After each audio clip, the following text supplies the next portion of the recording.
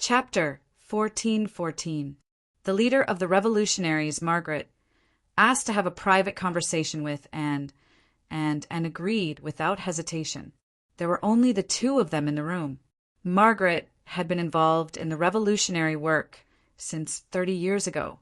After she became an adult, she escaped from the clan's farm and built a human revolutionary army step by step. At the same time, she created a secret place where humans could live without being hunted by vampires. Today, Malu was almost 50 years old, but she gave off the feeling of a woman in her early 30s.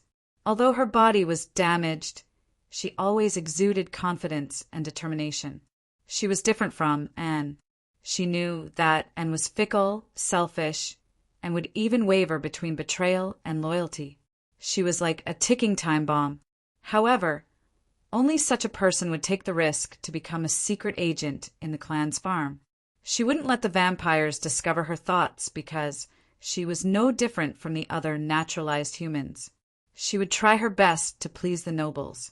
However, the Anne in front of her was different from the Anne Margaret had known all these years, and didn't speak at first. She just looked at Margaret's right arm and suddenly said, "Sister Margaret, your right arm seems a little different from the last time we met." She slightly opened the palm of her metal right arm and casually clenched her fingers. She said indifferently, "I got some help recently." After a moment of silence, and said, "In addition to the vampires of the 13 clans, there are indeed many freaks with special interests in the inhuman domain." She knew very well what this woman called Margaret had done in order to build the revolutionary army in the beginning. She sold her body to please some magicians with special interests, or volunteered to be the experimental subject of some wanted witches, and so on. She had done everything that she could and had never dared to imagine. "Speaking of which, it has been 3 years since we last met," Margaret suddenly said. "In the past 3 years, because of your secret information, we successfully saved 39 humans from the slaughterhouse of the Toreador clan. They're living a good life now. Although I didn't know you were involved, I still want to thank you on behalf of them." And waved her hand. "Sister Margaret, it's not the first time we've dealt with each other. There's no need to play the emotional card. Let's talk about it first." She pondered for a while and said, "If that's the case, how do you plan to cooperate? I can't send those humans that I saved with great difficulty to live here just because you conquered this place. You have to know that while it's true that you've conquered this place, there are still 12 branches of the 13 clans other than Toridu. The 13 clans only occupy the upper echelons of the vampire world. There are even more vampires below them. You might not know how many vampires there are in this world. Now that you've taken over this clan's farm, you've touched upon the fundamental interests of the entire vampire world. I'm afraid what you're going to face next won't be as simple as you think." And said, "I need more soldiers. I can provide them with enough weapons to fight against the vampires.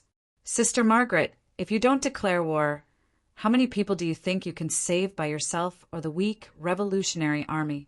How many people do you think are trapped in the farms of the big clans? 100? 200? You've done a lot in the past 30 years, and you've saved a lot of people. But at the same time, the number of humans who died in the hands of the 13 clans is far more than what you've saved." Margaret was silent and continued, "The revolutionary army is still too weak after all. You don't have enough resources to develop and grow. According to the current model, you can only fight on a small scale and can't shake the foundation of the 13 clans. In order to not let the 13 ancient clans find you, you have to carefully hide. This naturally greatly restricts your development. Lastly, other than the humans who were born in the farm and were oppressed, who else in the inhuman domain would stand up to save the humans in the farm?" Margaret could only smile bitterly. She knew very well that what Anne said was the current situation, and sighed. "Let's say that the revolutionary army can remain undiscovered and you can continue to save individual humans. But have you thought about it, Sister Margaret? You're just a human. No matter how energetic you are, There will be a day when you'll be exhausted. We humans will get injured, grow old, and die. As long as the vampires can drink our blood, they don't have to worry about these things. So, you're confident that if you die one day, can the Revolutionary Army still be run as it is now? She was silent again, and changed her sitting position. Sister Margaret, your wish is to save all the humans in the 13 clans' captivity, right? She nodded, and said, if we don't start a war, ask yourself if you can take over all the humans here. I mean the people who are following me now. Margaret smiled bitterly. There are many more humans in the 13 clans' farm than in our stronghold. It's impossible to accommodate them in a short time, and said, the Torito clan has been beaten back by us, although their Grand Duke hasn't appeared yet. After this battle, almost all the upper-level nobles have died, and their elites have also been annihilated. So, whether you want to admit it or not, the war has started. So, whether you join us or not, I will still fight to the end. Margaret looked at and seriously, and suddenly said, you are a bit different. And said indifferently, if I say I've already died once, would you believe it? I need time to consider, Margaret said slowly, and stood up and nodded. Okay, but don't take too long, because I really need people now, at least before other vampires discover this place and plan to take action. I want to build this farm into a defensible castle. With that, and quickly walked out of the room. Margaret felt that the original and would appear less and less in the future until she finally disappeared. She would become the goddess of those people outside, just because she died once. Margaret couldn't help but ponder. Is it really the Golden Dragon? Moreau, or Fafnir, was dragged out of the utility room at the bottom of the stairs by Maria with some difficulty. At this time the Golden Dragon hadn't woken up yet. It seemed that it was not only knocked out by Kelowna's Shinryu, but it was also under some kind of Shinryu-S restriction. This is the Golden Dragon, but I don't know if it's the one you're looking for. Miss Maria, Miss Maid said with a smile. This master pansy was so stingy. Maria didn't even know what she had done to offend her, but it was fine to accept it. There was no need to go against the wealth. So, Maria was more concerned about the Golden Dragon. The reason why the Magicians Association couldn't find a mate for the Golden Dragon is that the Golden Dragon is a pervert in female clothing. It doesn't like female creatures. Maybe it's possible. Boss Luo suddenly smiled slyly. Miss Maria, if it's just a psychological desire, perhaps there's no need to use drugs. Maria rubbed her chin and muttered, it's the Golden Dragon, and it's also Milo Sauce. To be honest, anyone who has read Milo Sauce's column will think that she's a beautiful girl whose heart is about to explode. I actually admire a Golden Dragon in female clothing. She suddenly felt very confused. She felt that the little hope she had left as an older single woman seemed to have been shattered by someone. Maria suddenly quivered and slapped her thigh. Actually, this is easy. As long as there's enough aphrodisiac, even a sow can do it. Creatures can't go against their instincts. It doesn't matter if it likes a female or a male. It seemed that a certain Shinryu used this method at the beginning. Boss Luo couldn't help but have a subconscious thought. Are older women inclined to this simple and crude way of thinking? He even thought of Rin Xiling and quickly came to a conclusion. If she also encountered this problem, she should have the same way of thinking. So from a certain point of view, Maria, Kelowna, Shinryu, and Rin Xiling seem to have the same way of thinking. What do you think? Give me some suggestions? Oh, sorry, I was a little distracted. Boss Luo smiled slightly. Well, I think it's better to solve the problem from the root. As for using drugs, it seems that the reason why the Golden Dragon wreaked havoc yesterday was because it was fed with a lot of so-called aphrodisiac. Someone has already tried it? Is it someone from the Magicians Association? Maria seemed to be a little irritated as she paced back and forth. At this time, she had already forgotten that she was still in the clan's farm. All her thoughts were on the Golden Dragon. She suddenly looked at the master pansy that she had painstakingly invited. She had been in this craft paper bag for a day and a night and had encountered so many dangerous things. She felt that it would be a waste if she didn't use this secret potion master. Master, you must be able to make a love potion that surpasses the 6-star level, right? Maria asked directly. Miss Maid seemed to have guessed the witch's idea. She thought for a while and said, "This is your idea? There's nothing that love can't solve." Maria said with her chest out, "As long as it falls in love with a woman, it will naturally have the need to have offspring. Actually, I think the Magicians' Association should have known about the Golden Dragon's problem and thought of this long ago. They just don't have the ability to make a secret potion that surpasses the 6-star level." Because this commission was directly proposed by Maria to Miss Maid, Boss Luo didn't intend to directly participate this time. He just wanted to be a bystander, although the final profit would belong to him and the altar. Miss Maid seemed to have noticed that her master intended to be a bystander. She glanced at the golden dragon and then looked at Maria. She suddenly smiled and said, "Are you sure? As long as it's a love potion that surpasses the 6-star level." Maria subconsciously wanted to nod. In the entire world of magicians, there was probably no one who could refuse the work of Master Pansy. But she immediately stopped herself and asked carefully, "Master, what's the reward for this secret potion?" "That's true," Miss Maid chuckled. "Let me think. According to the previous rules, I'll prepare the materials." Maria quickly said, "Of course, the reward will be calculated separately." "I need you," Miss Maid said abruptly. Maria couldn't help but be startled and pointed at herself. "Need me? Need me? Do you need me to do something?" "Master, just tell me. I'll try my best to complete it." "No, I just need you," Miss Maid said indifferently. "Or another you. Teresa or yourself, both are fine." Maria frowned and asked tentatively, "Master, so do you need me or Teresa to do something for you?"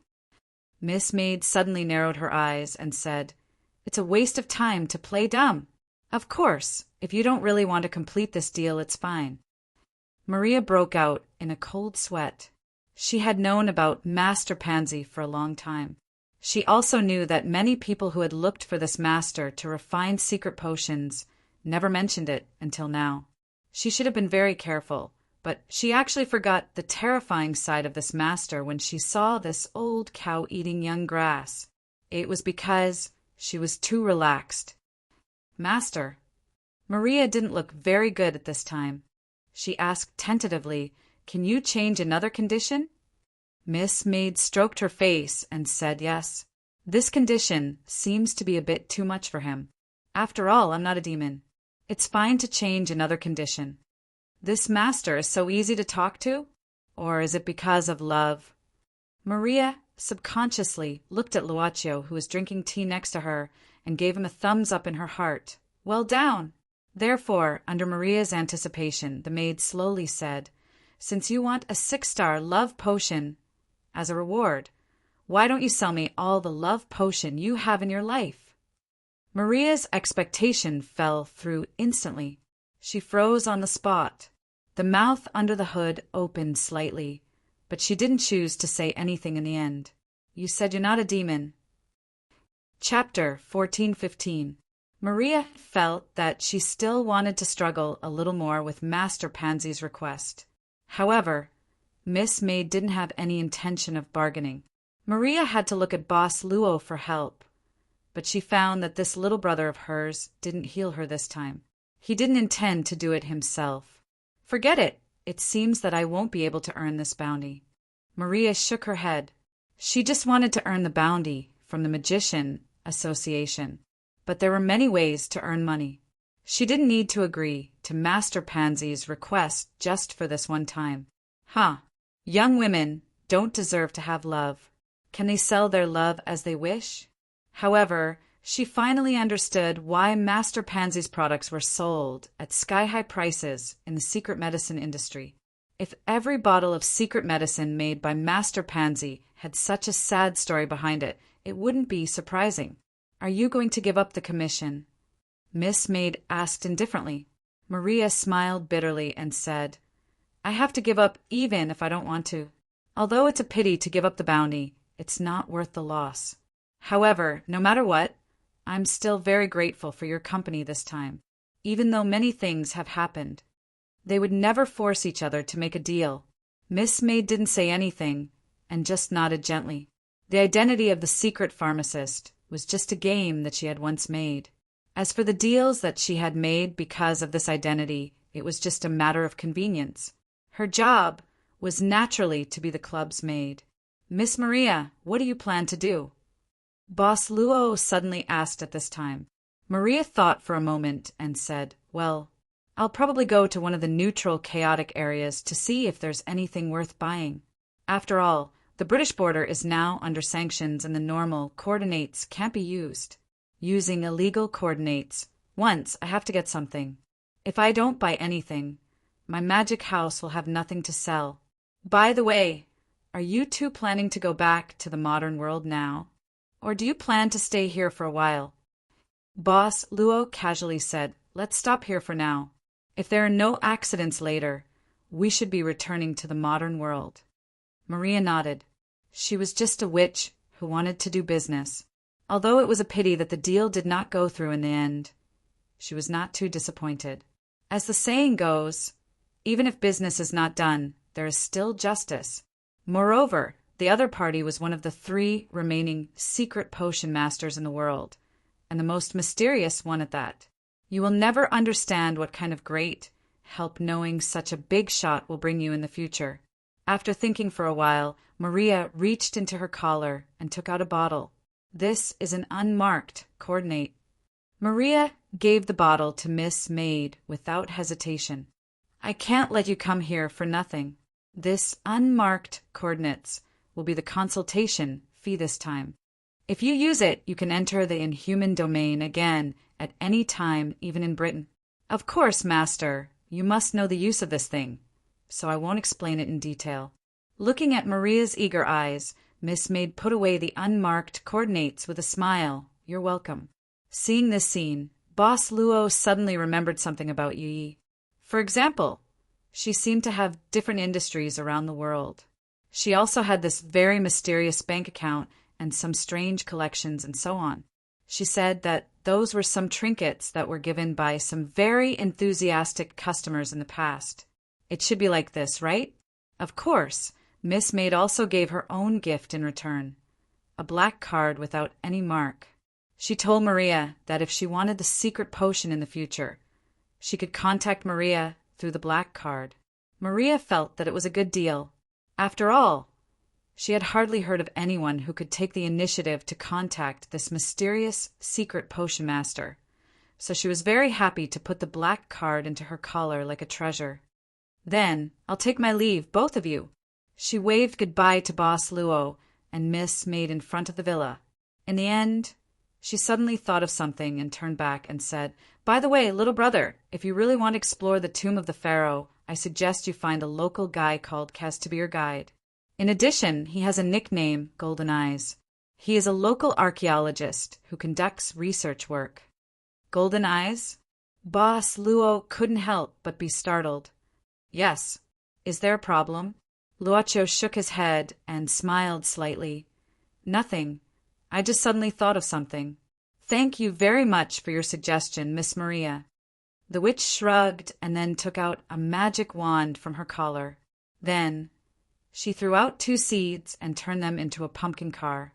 Then she drove all the way to the nearest neutral chaotic area.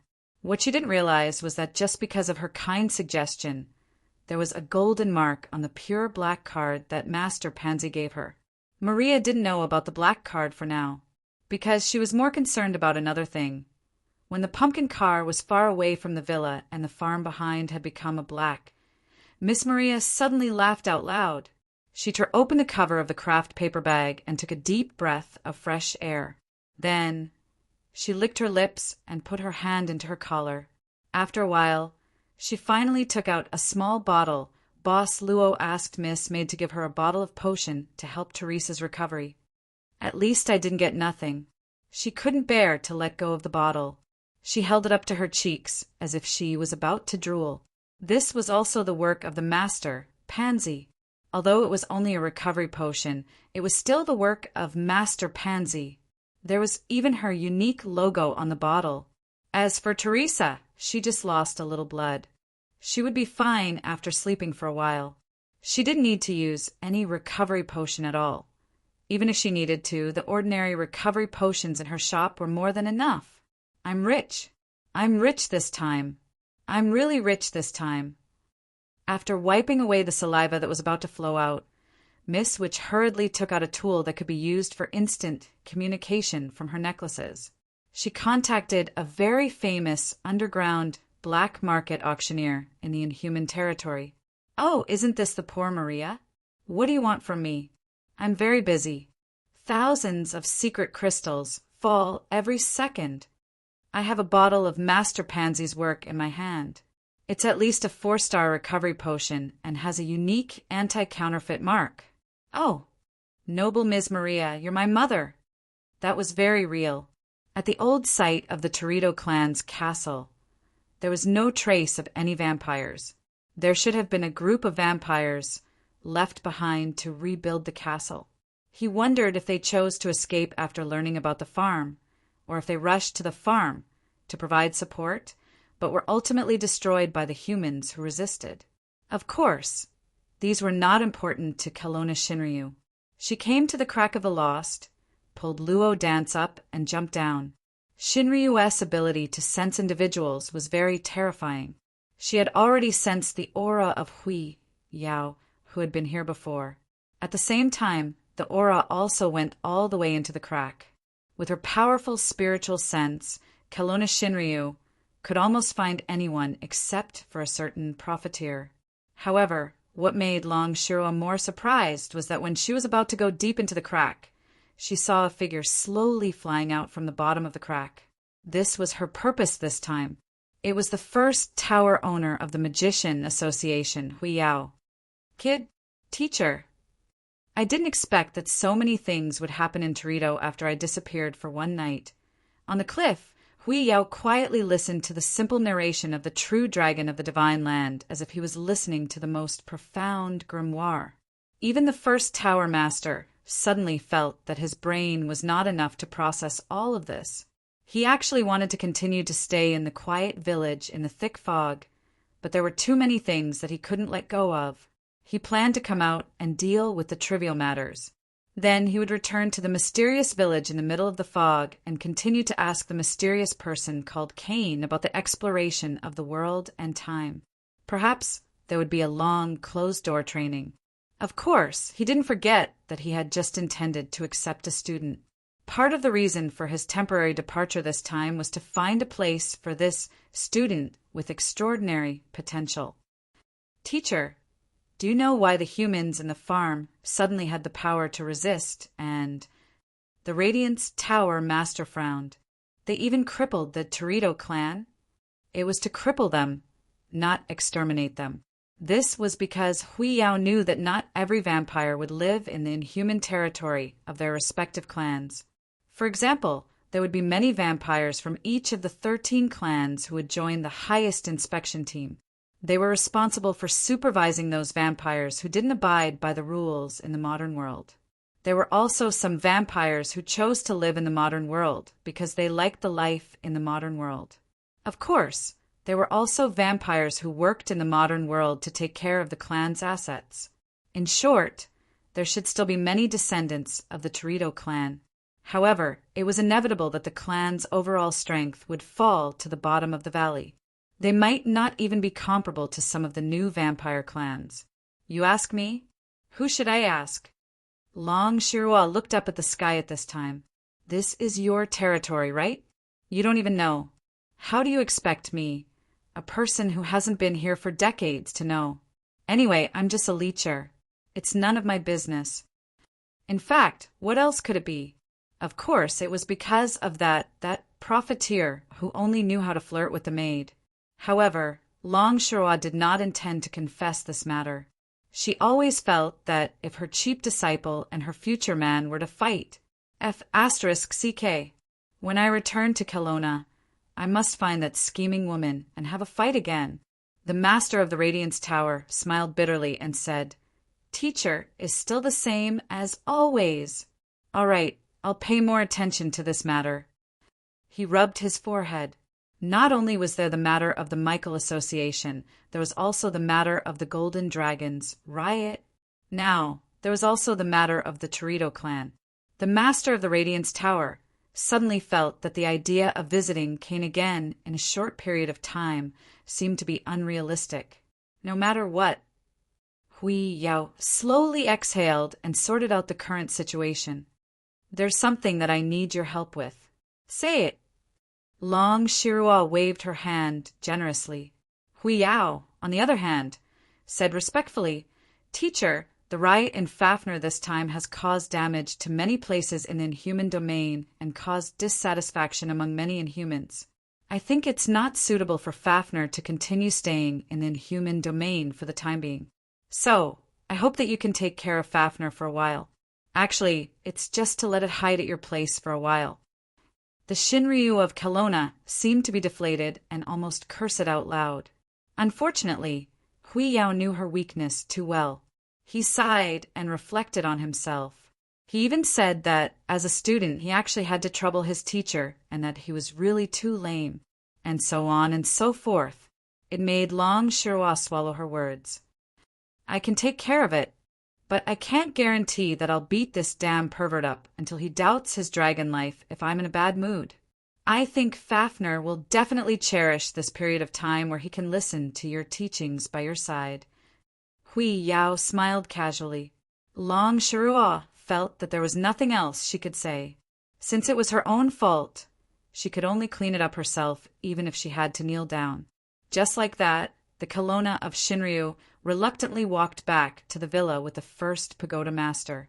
Originally, Kelowna of Shinryu was worried that it would be difficult for her to explain herself if Hui Yao bumped into the profiteer and the scheming woman in the villa. However, she did not expect that when she returned to the villa, other than Fafnir, the two people were nowhere to be seen. They only left a note saying that they had gone back to the modern world first. Kelowna of Shinryu looked at the note. Her fingers were about to tear it apart, but in the end, she sighed and folded the note carefully. Then, she stuffed it into her purse and sat on the sofa without saying a word. Last night, she sat in this place and said something to that guy. It was the first time she said something to him in thousands of years. Am I actually being dumped in a disguised way? Kelowna's Shinryu suddenly stood up. After beating up the unconscious golden dragon twice, he sat down silently and continued to stare blankly. She very well interpreted what she had said to Hui Yao. If he was in a bad mood, he might beat Fafnir until he doubted his dragon life. "Brat." "Yes, teacher." At this moment, facing Kelowna's Shinryu, who was suddenly in a bad mood, the Radiance Pagoda's owner could not help but recall the painful experience of traveling the east to seek knowledge. He answered without thinking.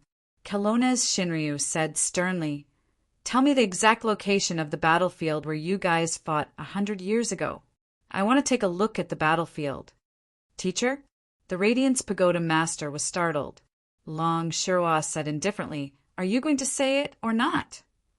The Radiance Pagoda Master had to say, "Since teacher wants to take a look, this student will certainly satisfy your request. How about this? After returning to the association, I will activate a direct transmission to you.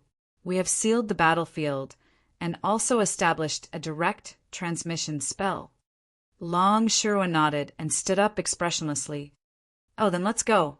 Peter Chan impatiently walked around in the office, sweating profusely. He felt that there was something that he could not hide. Master Chiu and his girlfriend went out yesterday morning, but now it was already noon of the next day, and they had not returned yet. Peter Chan did not even have any way to contact them. He had already fooled Miss Sakura on the satellite phone yesterday.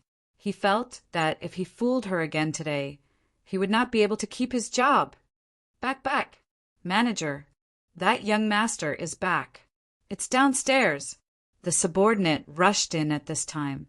Normally, Chun Bide would have scolded the other party for being rude and not knocking at the door. But this time, he sat down and let out a long sigh. Oh my God, she's finally back, this little ancestor. Mobile phone, no advertisement, Xion81, sheen, zinc-sinxin, sheen. Chapter 1416. A black shadow was moving rapidly in the sky. It was Black Dragon Audiobook, who had been forced to become a temporary mount. The most ferocious knight in history, Farrell, was standing on the dragon's head with his arms crossed. He looked ahead. The strong wind blew at his clothes and hair, but it did not move his feet. There are traces of battle nearby. Farrell suddenly looked down at the ground below. Huge destruction could be seen everywhere on the ground. It could be seen that the person who did this had reached a very high level of power. This is Fafnir's aura. Black Dragon Audiobook, who had always been resentful of being ridden by Farrell, could not care less about this shame now. There was a hint of surprise in his voice. Farrell said, "It's just a bit like Fafnir's aura. Fafnir is not so weak." Black Dragon Audiobook simply rolled his eyes and said in annoyance, "Old lunatic, have you been locked up by the knights?" Old Fafnir died of a serious illness not long after the battle. The current golden dragon is his descendant. Unfortunately, it's a pervert. In fact, I always thought that old Fafnir died so quickly because he was angered to death by this unfilial son. Farrell was silent for a moment, then said indifferently, "How is the new golden dragon compared to you?" Audiobook snorted. "That guy inherited less than half of the golden dragon's power. You can beat him however you want." Farrell said, "Old Fafnir inherited less than 20% of the golden dragon's power in the beginning, but he can still stand shoulder to shoulder with Roland. The new golden dragon has good potential." Black Dragon Audiobook frowned and said, "Old lunatic, although I don't know what you want to do. It seems like you want to pull a team out? Did you run into some big trouble?" "They're back." "They? Who?" The black dragon could not help but be stunned. That group of demons. Black Dragon Audiobook was silent at first. Then his body stopped high in the sky. This surprised the soul witch and the granddaughter of the sword saint, who were chatting on the dragon's back. After a while, Audiobook slowly let out a breath and asked tentatively, "Old lunatic, so you haven't recovered from your illness?" It was very clear what had happened when Farrell had gone berserk. At that time, Farrell had almost abolished the entire knight system. It was only after a few heroes had joined hands that Farrell was able to regain his composure. Among them was its master, Sword Saint Roland. Audiobook had seen Farrell's crazy side before, so he had no choice but to fear this crazy old man. At the same time, he also carefully accompanied him. "I can't beat her. If I can, how can I just let any random cat or dog ride on my body? If it was a second person, they would have long been burned to ashes by its dragon flames." But after Black Dragon Audiobook said that, he regretted it immensely. Farrell's illness was the one thing he hated the most. He was even prepared to flee with Leia at any time. Farrell would really beat it to death if he went berserk. Unexpectedly, what he imagined didn't happen. Farlier looked ahead with bleak eyes. After a long time, he said faintly, "I'd rather it was me who was sick. That way, I could even end my own life." "Farrell." The black dragon opened its mouth and wanted to say something, but it couldn't say anything. Farrell shook his head and said calmly, "Let's change the route. Kiriloa isn't in the werewolf territory.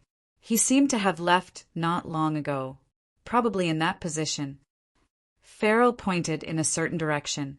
The black dragon knew that this crazy old man had superhuman senses, so it wasn't too suspicious. It just followed the direction Farrell pointed and found that it was the road to the 13 clans' territory. Why did this old man, Kiriloa, go to the 13 clans' territory? To pick a fight with Baelgang?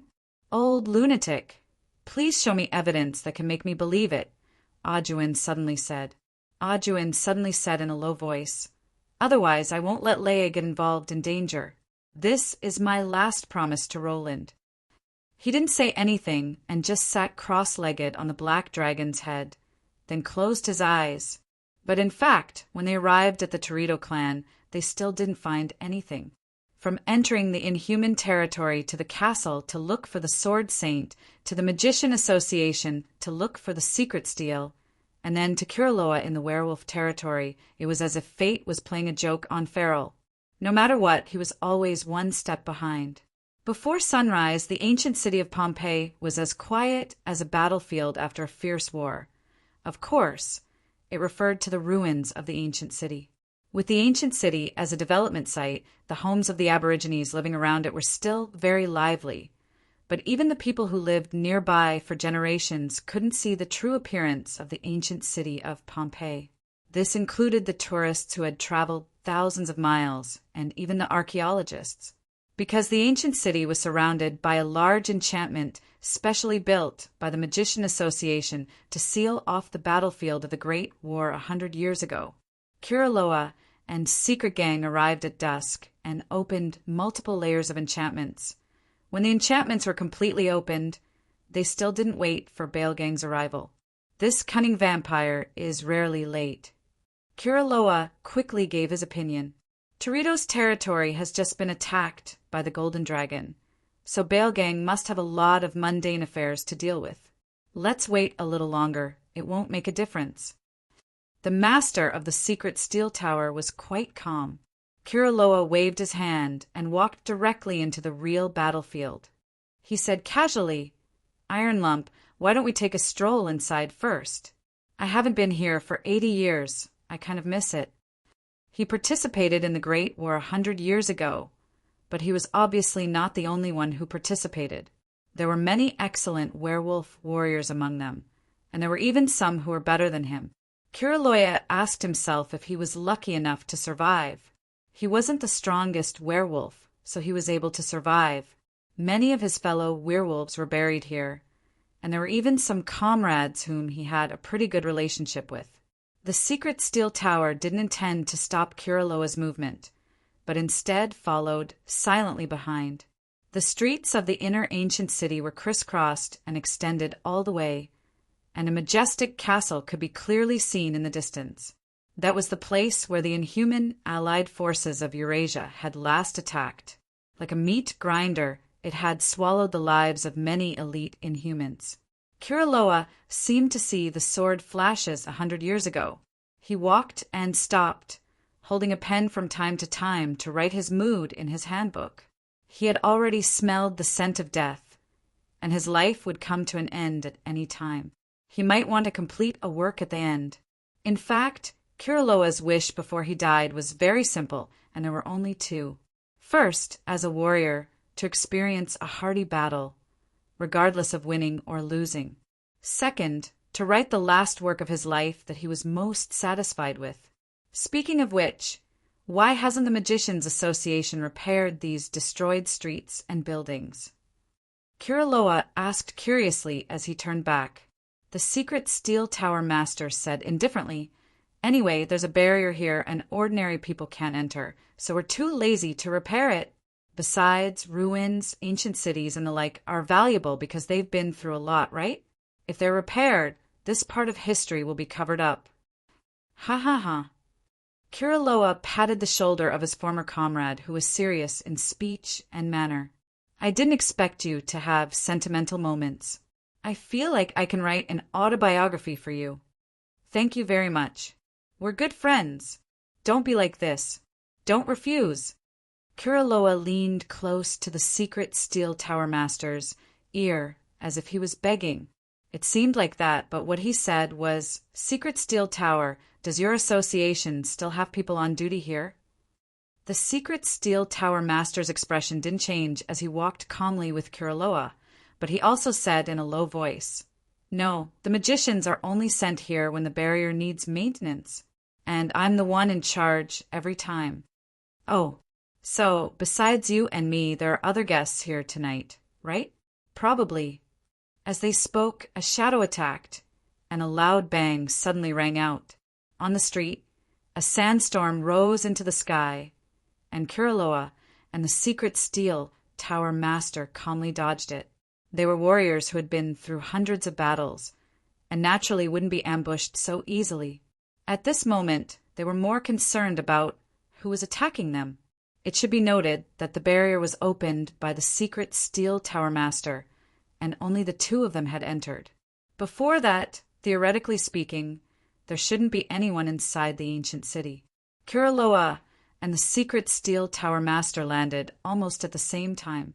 As the dust began to disperse, a shadow slowly walked out of the dust and slowly appeared and then appeared in their sight.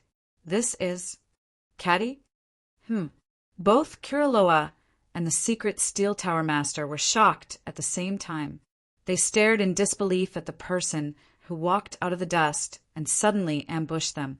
In front of them was a warrior who held a large shield and a great sword, and this warrior also had very obvious orc characteristics. This was an orc warrior, and an orc warrior that both Kiriloa and the secret steel tower master knew. Caddy, a name that had been far away from them for 100 years, but they would never forget this name. In the coalition army 100 years ago, the orc warrior named Caddy was like the strongest shield, always blocking the enemy's attacks for his companions. Caddy always stood in front of everyone and never retreated. He used his shield and his body to block for his companions until the end. Even when he was exhausted, he still didn't fall. Even when he was dead, he still stood. Kiriloa, it's not Caddy. The secret steel tower master frowned at this time. Caddy's body has been taken away, so it's impossible for it to still exist. Look carefully, this is just a spirit. Grayish-brown skin, soulless eyes, and a body that was faintly translucent. Kaloya could see everything clearly. However, the figure in his memories evoked too many memories, so much so that he was momentarily unable to extricate himself. Kiriloa took a deep breath at this time and was on high alert.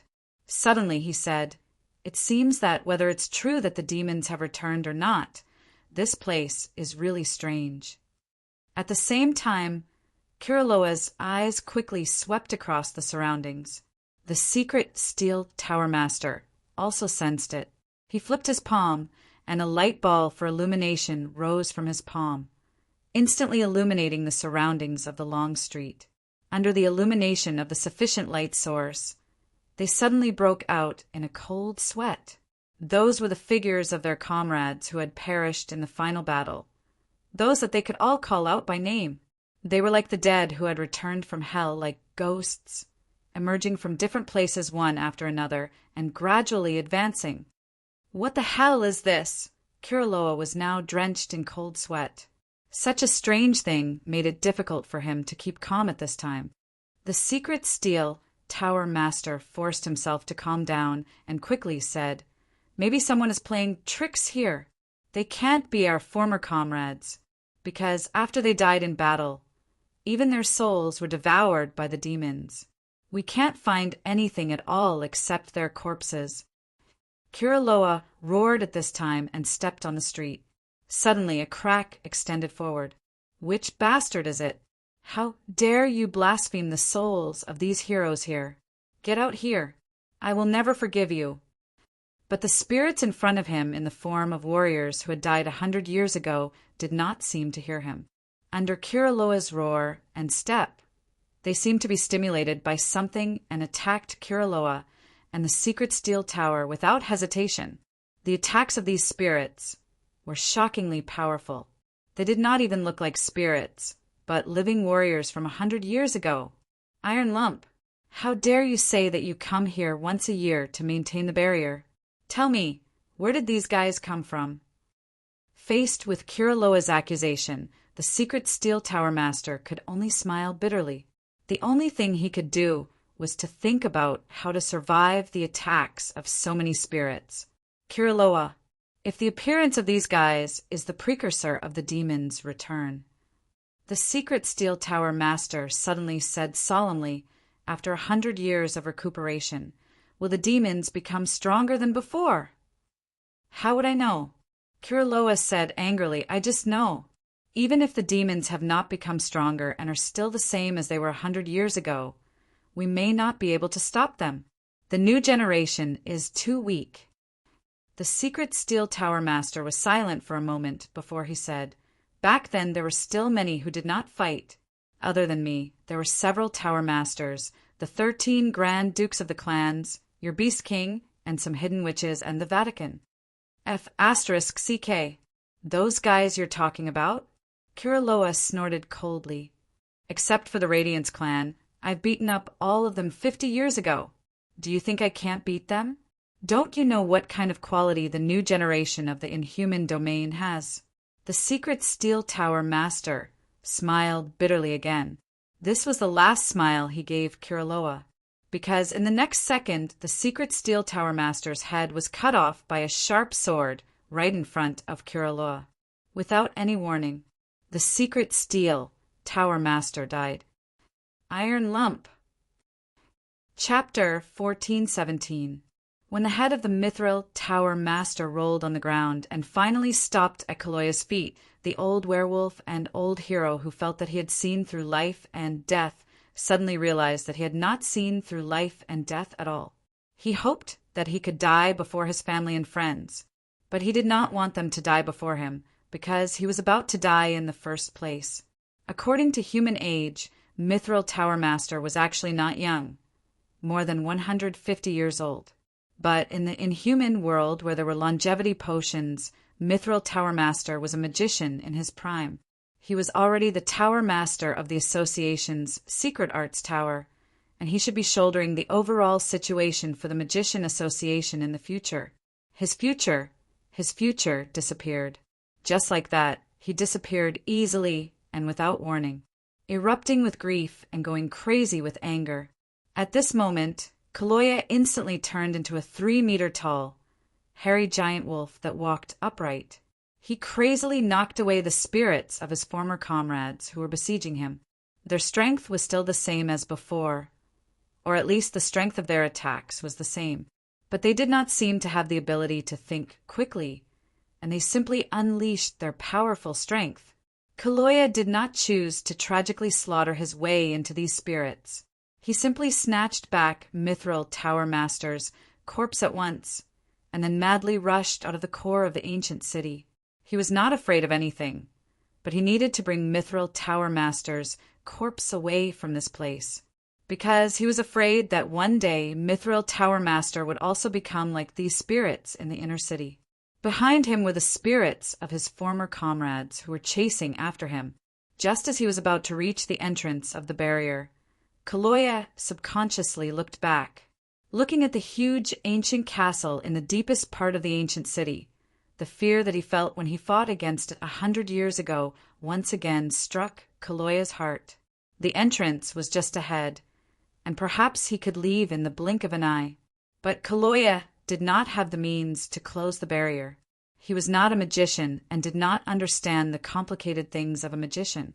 If he really wanted to fight, he would use his fists and body the most.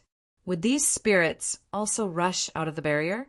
What kind of effect would they have on the outside world after leaving the boundary? These weren't things that Kaloya could think about in detail right now. He could not die in this place.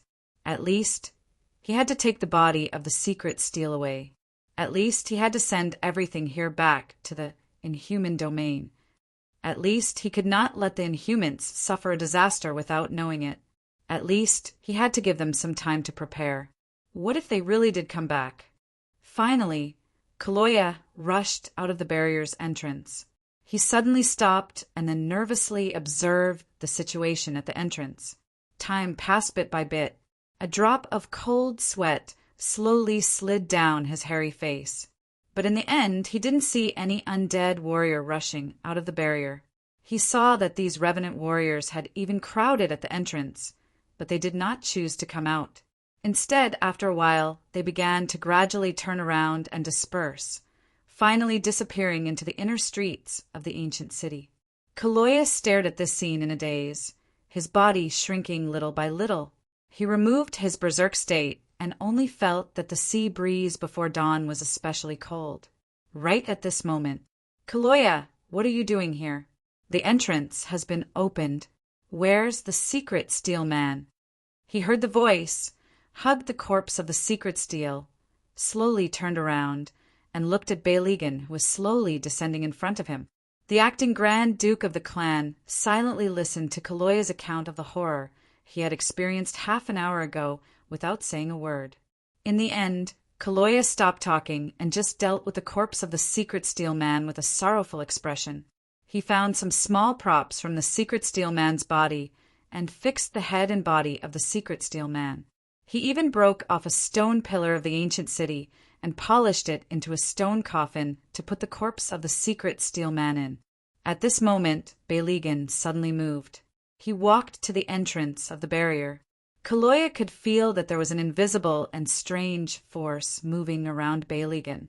This was a spoil of war that Beilegan obtained from the castle in the war 100 years ago. It had always been mysterious, and no one knew what function the spoil of war had. Are you going in? Kaloya couldn't help but ask in surprise. He thought that Beilegan was going to activate this mysterious spoil of war and explore the ancient city himself. Beilegan shook his head. No, I'm just going to block this entrance temporarily. The method of operating the barrier has always been in the hands of the association. I can't close this entrance, so I can only block it. Although you said that those souls don't know what they're willing to do and don't choose to come out, it's not a good thing to keep the entrance open. Oh, you're still thoughtful. Kaloya nodded and then picked up the stone coffin. Coordinates are still open. I plan to send the corpse of the secret steel man back to the association first, and then tell the Radiant's Tower Master about this. What about you? Beilegan pondered for a moment and said, Then I'll stay here and watch this entrance. Someone needs to stay here to guard. Then I'll leave it to you. Kaloya didn't say much. He held the stone coffin, jumped up, and soon disappeared into the boundless night. Beilegan watched his former comrade leave. He slowly sighed, and then he gently snapped his fingers. On the stone floor, a black shadow suddenly condensed. The black shadow gradually emerged and formed a shape little by little. It finally turned into the shape of the secret steel Tower Master, just like the souls of the dead inside the ancient city. Beilegan waved his hand at this time. The secret steel Tower Master beside him turned around with empty eyes and then walked into the entrance of the barrier. He walked into the ancient city inside. After a long time, Beilegan slowly took out a black card from his clothes and stared at it for a long time. 100 years have passed. Traffic control in Fog City had been restored. Basically, because of the intervention of the Magician Association in the end, after casting a drizzle with a forgetting spell, ordinary residents didn't remember the terrible things that had happened in Fog City. It was still the birthplace of the British style that travelers from all over the world were familiar with. Peter Chan had just finished a video call with Miss Singh and immediately rushed to the most luxurious suite of the hotel. He came to deliver the tickets to the most important guest of the hotel. Master Chiu, we have booked the tickets for you tonight. There will be a special car to take you to the station when the time is up. Peter Chan knocked on the door and entered. Thank you. Luocho smiled at the manager who greeted him well. Miss Maid took the 2 tickets from Peter Chan's hand, but obviously she didn't want to greet him. In fact, according to the original plan, Boss Luo would stay in Fog City for 1 night and then leave. Now, there were 2 more nights. Of course, this didn't delay his time. On the contrary, Boss Luo had a very comfortable time in these 2 extra days. Oh yes, there's a letter here. It should be for you. Peter Chan took out a letter from his suit pocket. But there's no name on it, only the room number. I think it should be for you. Miss Maid took it, opened it, and glanced at it casually. Then she nodded and said, It's indeed for us. Thank you, Mr. Chen. You're welcome. Chin Bide did not stay here for too long. After delivering the items, he found an excuse to leave. In fact, he was going to prepare for his paid vacation. This was something that Miss Ing had casually agreed to. It was really great, wasn't it? Who's the letter? Luocho asked curiously. Miss Maid smiled and said, Lael.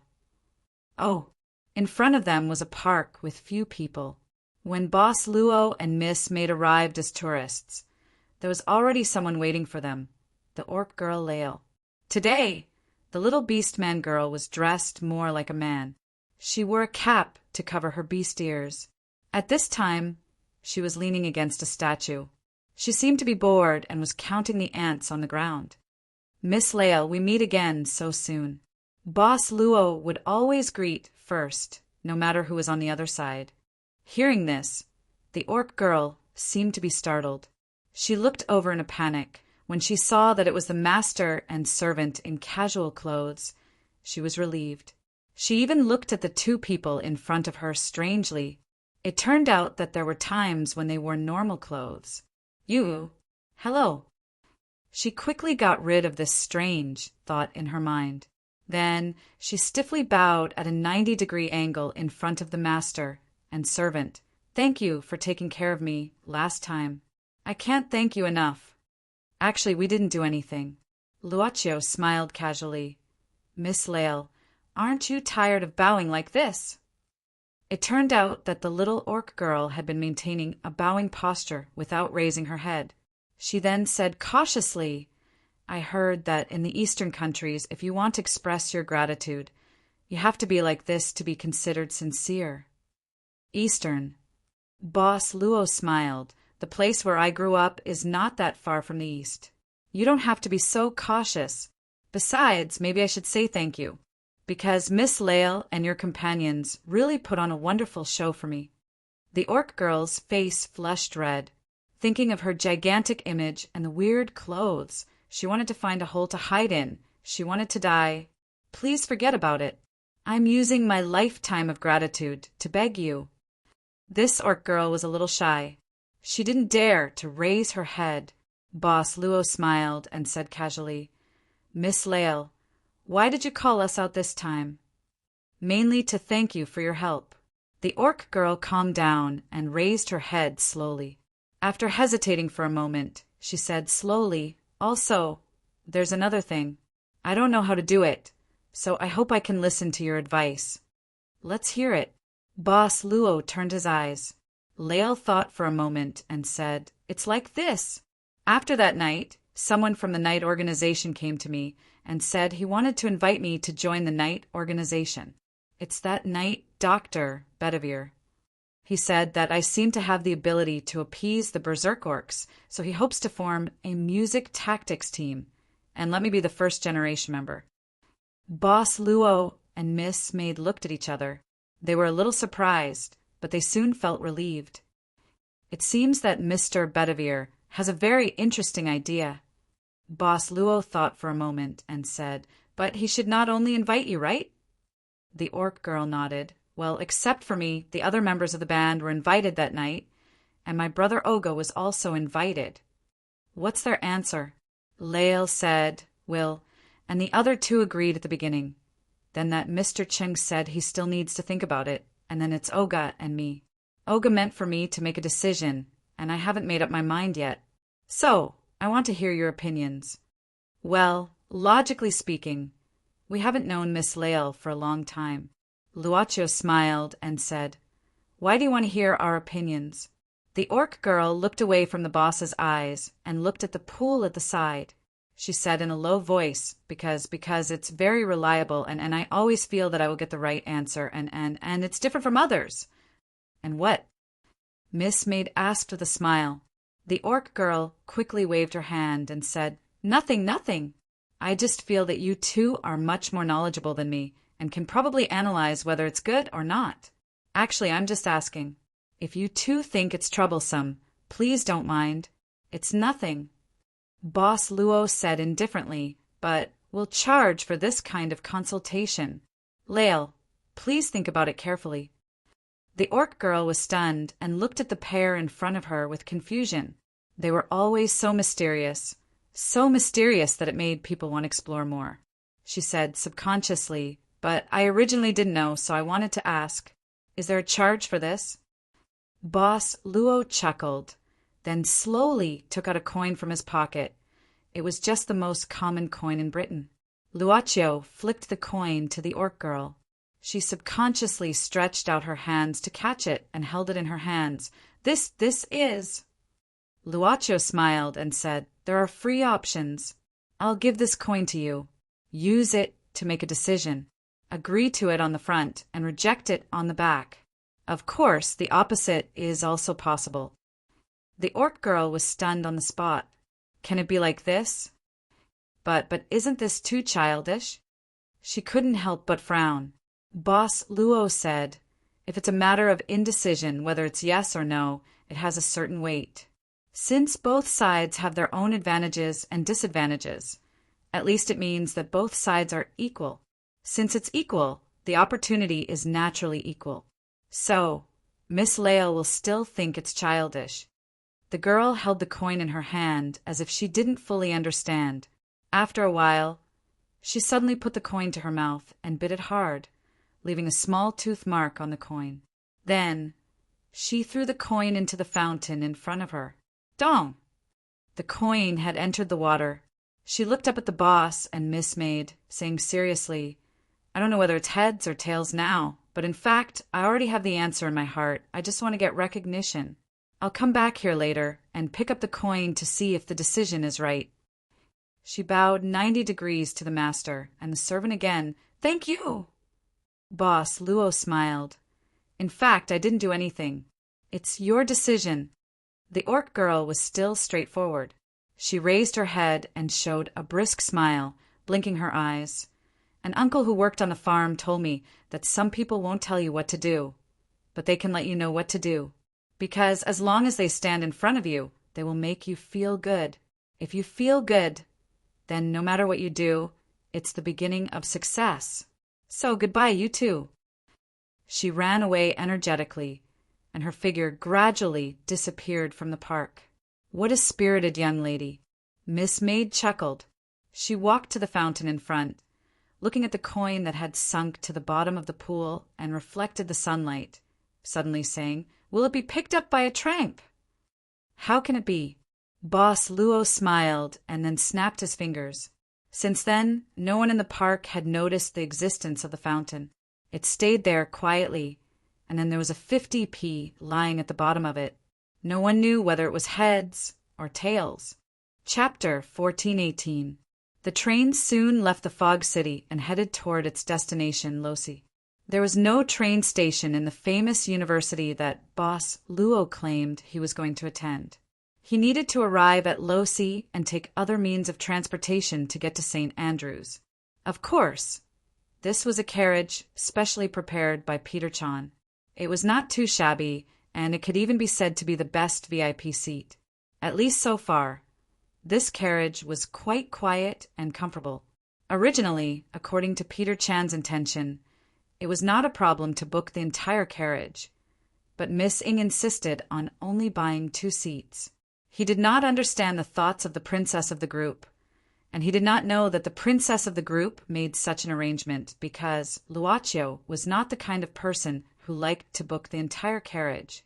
In short, the service in the VIP carriage was quite good. Miss Maid sat next to the boss. Boss Luo was reading a book bought from the bookstore at the train station under the dim light of the reading lamp. It was a book about ancient Egyptian culture and refinement. The servant girl would answer some questions for her master from time to time. Of course, maybe Cleopatra will know more about this. After answering another question, the servant girl pushed the gold-rimmed glasses on the bridge of her nose and said, "That's right, the servant girl was dressed as a professional teacher at this time. When did she change her clothes? Even the train attendants did not know. Would the 2 of you like something to drink?" The stewardess walked over at this moment and asked with a comfortable smile. Luaccio thought for a while and was about to order milk. Suddenly, a man's voice came from the seat not far behind him. The man's voice immediately attracted the attention of the passengers in the VIP carriage, and they all turned their heads to look. They found that it was a very fat man. He gave people the feeling that he might be stuck in the chair. However, the man was wearing brand new clothes that looked expensive. His hair was combed neatly, and so was his beard, which looked carefully groomed. There was a white handkerchief hanging in the chest pocket of his suit. He seemed to be a very well-educated person. He was around 50 years old. The man said, "Oh, the beautiful lady in front. Please give each of the beautiful ladies here a glass of gin-liqueur and a whiskey for the gentleman who's doing it. I've just encountered a happy matter, and I hope that everyone can share this joy with me. People generally don't reject the good intentions of others, especially for such a reason that is not worth rejecting. In the beginning, if one wanted to share, they probably couldn't avoid it. So they were soon pleased with the generosity of the gentleman, without gratitude, of course. Nobody here cared about the price of this little bit of wine. Most of the people in the carriage were either rich or noble. Of course, a curious customer immediately asked, 'What's so good about it?' The man said happily, 'Our servant just called me and said that my beloved pet, Lisa, just gave birth to 3 little cuties. My family has 3 new members today.' It seems that he is a person who loves pets. This instantly won the favor of many women in the carriage. In fact, since the man started to treat, he had already won the favor of many people. Some people clapped their hands because of this happy thing of the man. Looking at the man who was smiling happily in the midst of many people's blessings, Luaccio was no exception. He gently applauded for him. Miss Maid just looked at him with a smile. Nouveau riche. Just because his pet gave birth to children, is he afraid that others don't know how rich he is? That was a murmur from the seat in front of Boss Luo. Of course, the sound was instantly obliterated in the laughter of the crowd. Perhaps only the people in the seats next to him could hear it. "Thank you for all your blessings." The man nodded to the crowd and then slowly sat back in his seat, like the lead actor of the final curtain call of a stage play. He pulled the curtain down on this little episode. Soon, the stewardess served drinks to all the guests in the carriage according to the man's request. Perhaps it was an illusion, or perhaps it was something else. But the atmosphere in this carriage, which was originally a little quiet, seemed to become a little livelier. They could hear the passengers talking in a low voice. As for the man who treated them, at this time he had closed his eyes and quietly leaned against the seat with a faint smile on his face. It seemed that he was resting or had fallen asleep. When the stewardess passed by, she carefully covered him with a blanket. In the seats in front, the club master and servant pair withdrew their gazes. They each picked up their cups and then gently clinked their cups, smiling at each other. It took nearly 6 hours for the train to slowly enter the railway station in Losi. Because it was early in the morning, there were not many passengers. The exit was particularly deserted, but there were already some people waiting here early to receive the guests. The friend who was arranged by Peter Chan to receive Boss Luo was also in the crowd.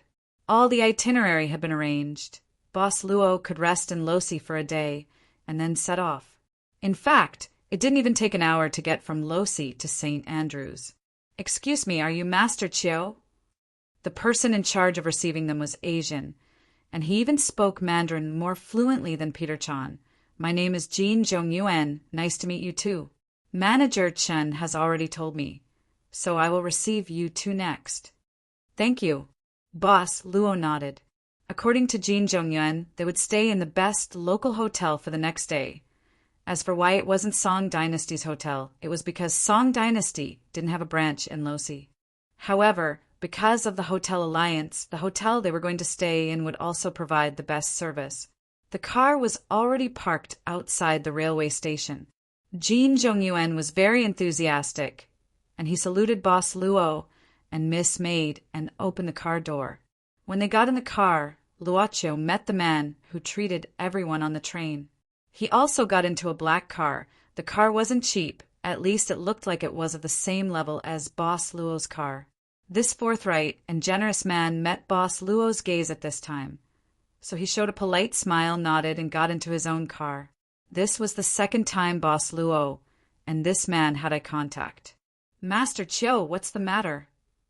Jean Zhongyuan followed Luaccio's gaze and looked at the car that drove away first, and suddenly said, Do you know the gentleman just now?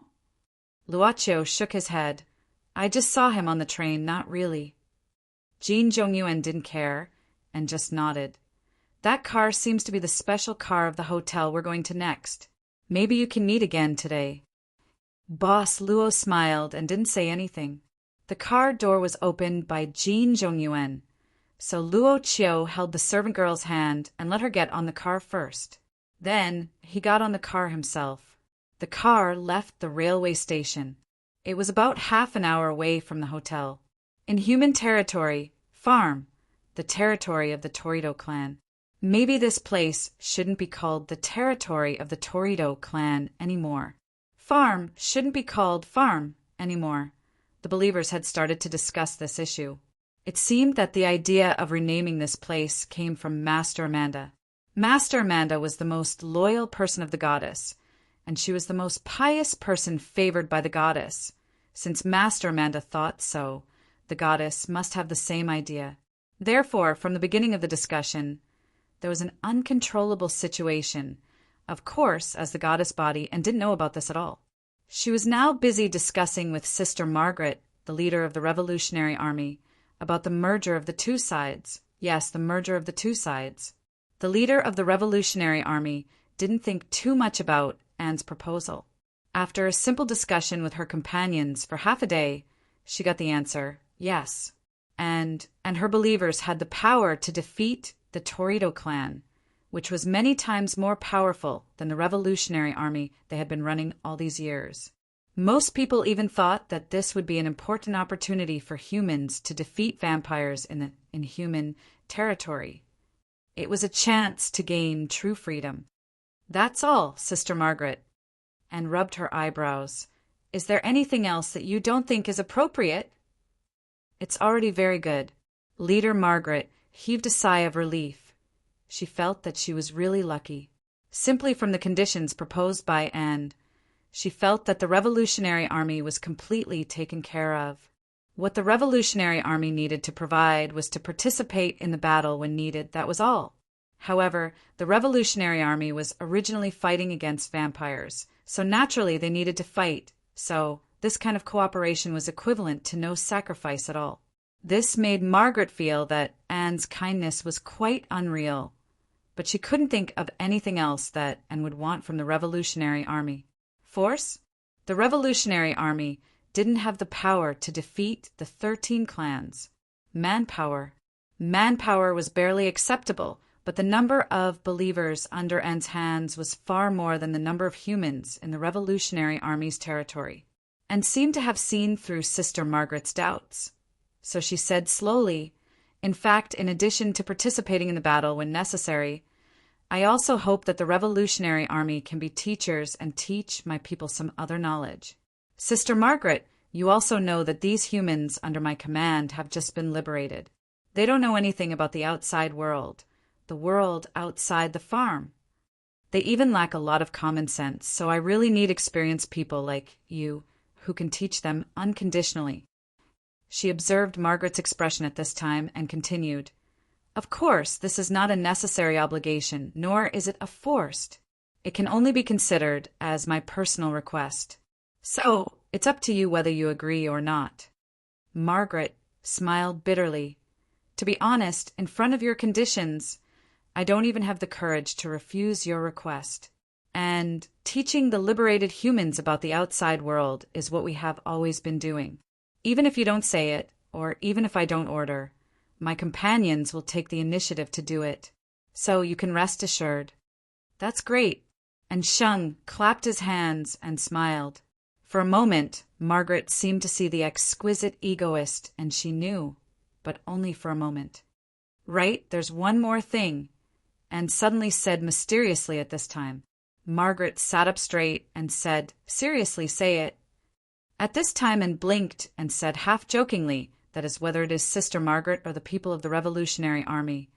Don't try to ask about the supplies I provided and the reason why I did some things that are beyond common sense. Because once curiosity breaks the mystery, the magic will disappear. Margaret looked at the playful and in a daze, then nodded slowly and said seriously, Okay, I promise you. I'll tell my companions about this. Thank you very much. And smiled and clapped her hands. Since the alliance has been formed, let's celebrate a little. She asked Amanda, who was waiting outside the door, to bring some good drinks. The human chefs who served the farm had now become the goddess. She became the goddess in front of everyone again. Even Margaret, who had been the leader of the Revolutionary Army for 30 years and experienced countless things, couldn't look straight at Anne's majesty at this moment. By the way, Sister Margaret, do you have a channel to sell pure blood?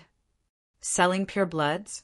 Malou frowned and shrugged and said, Yes, it's the sale of pure blood. Sister Margaret, there's no need to hide it, right? There are so many people in the Revolutionary Army base that need to be fed. In the past, you only relied on yourself to sell. How much can you earn? All of you more or less sold your own blood behind the scenes, right?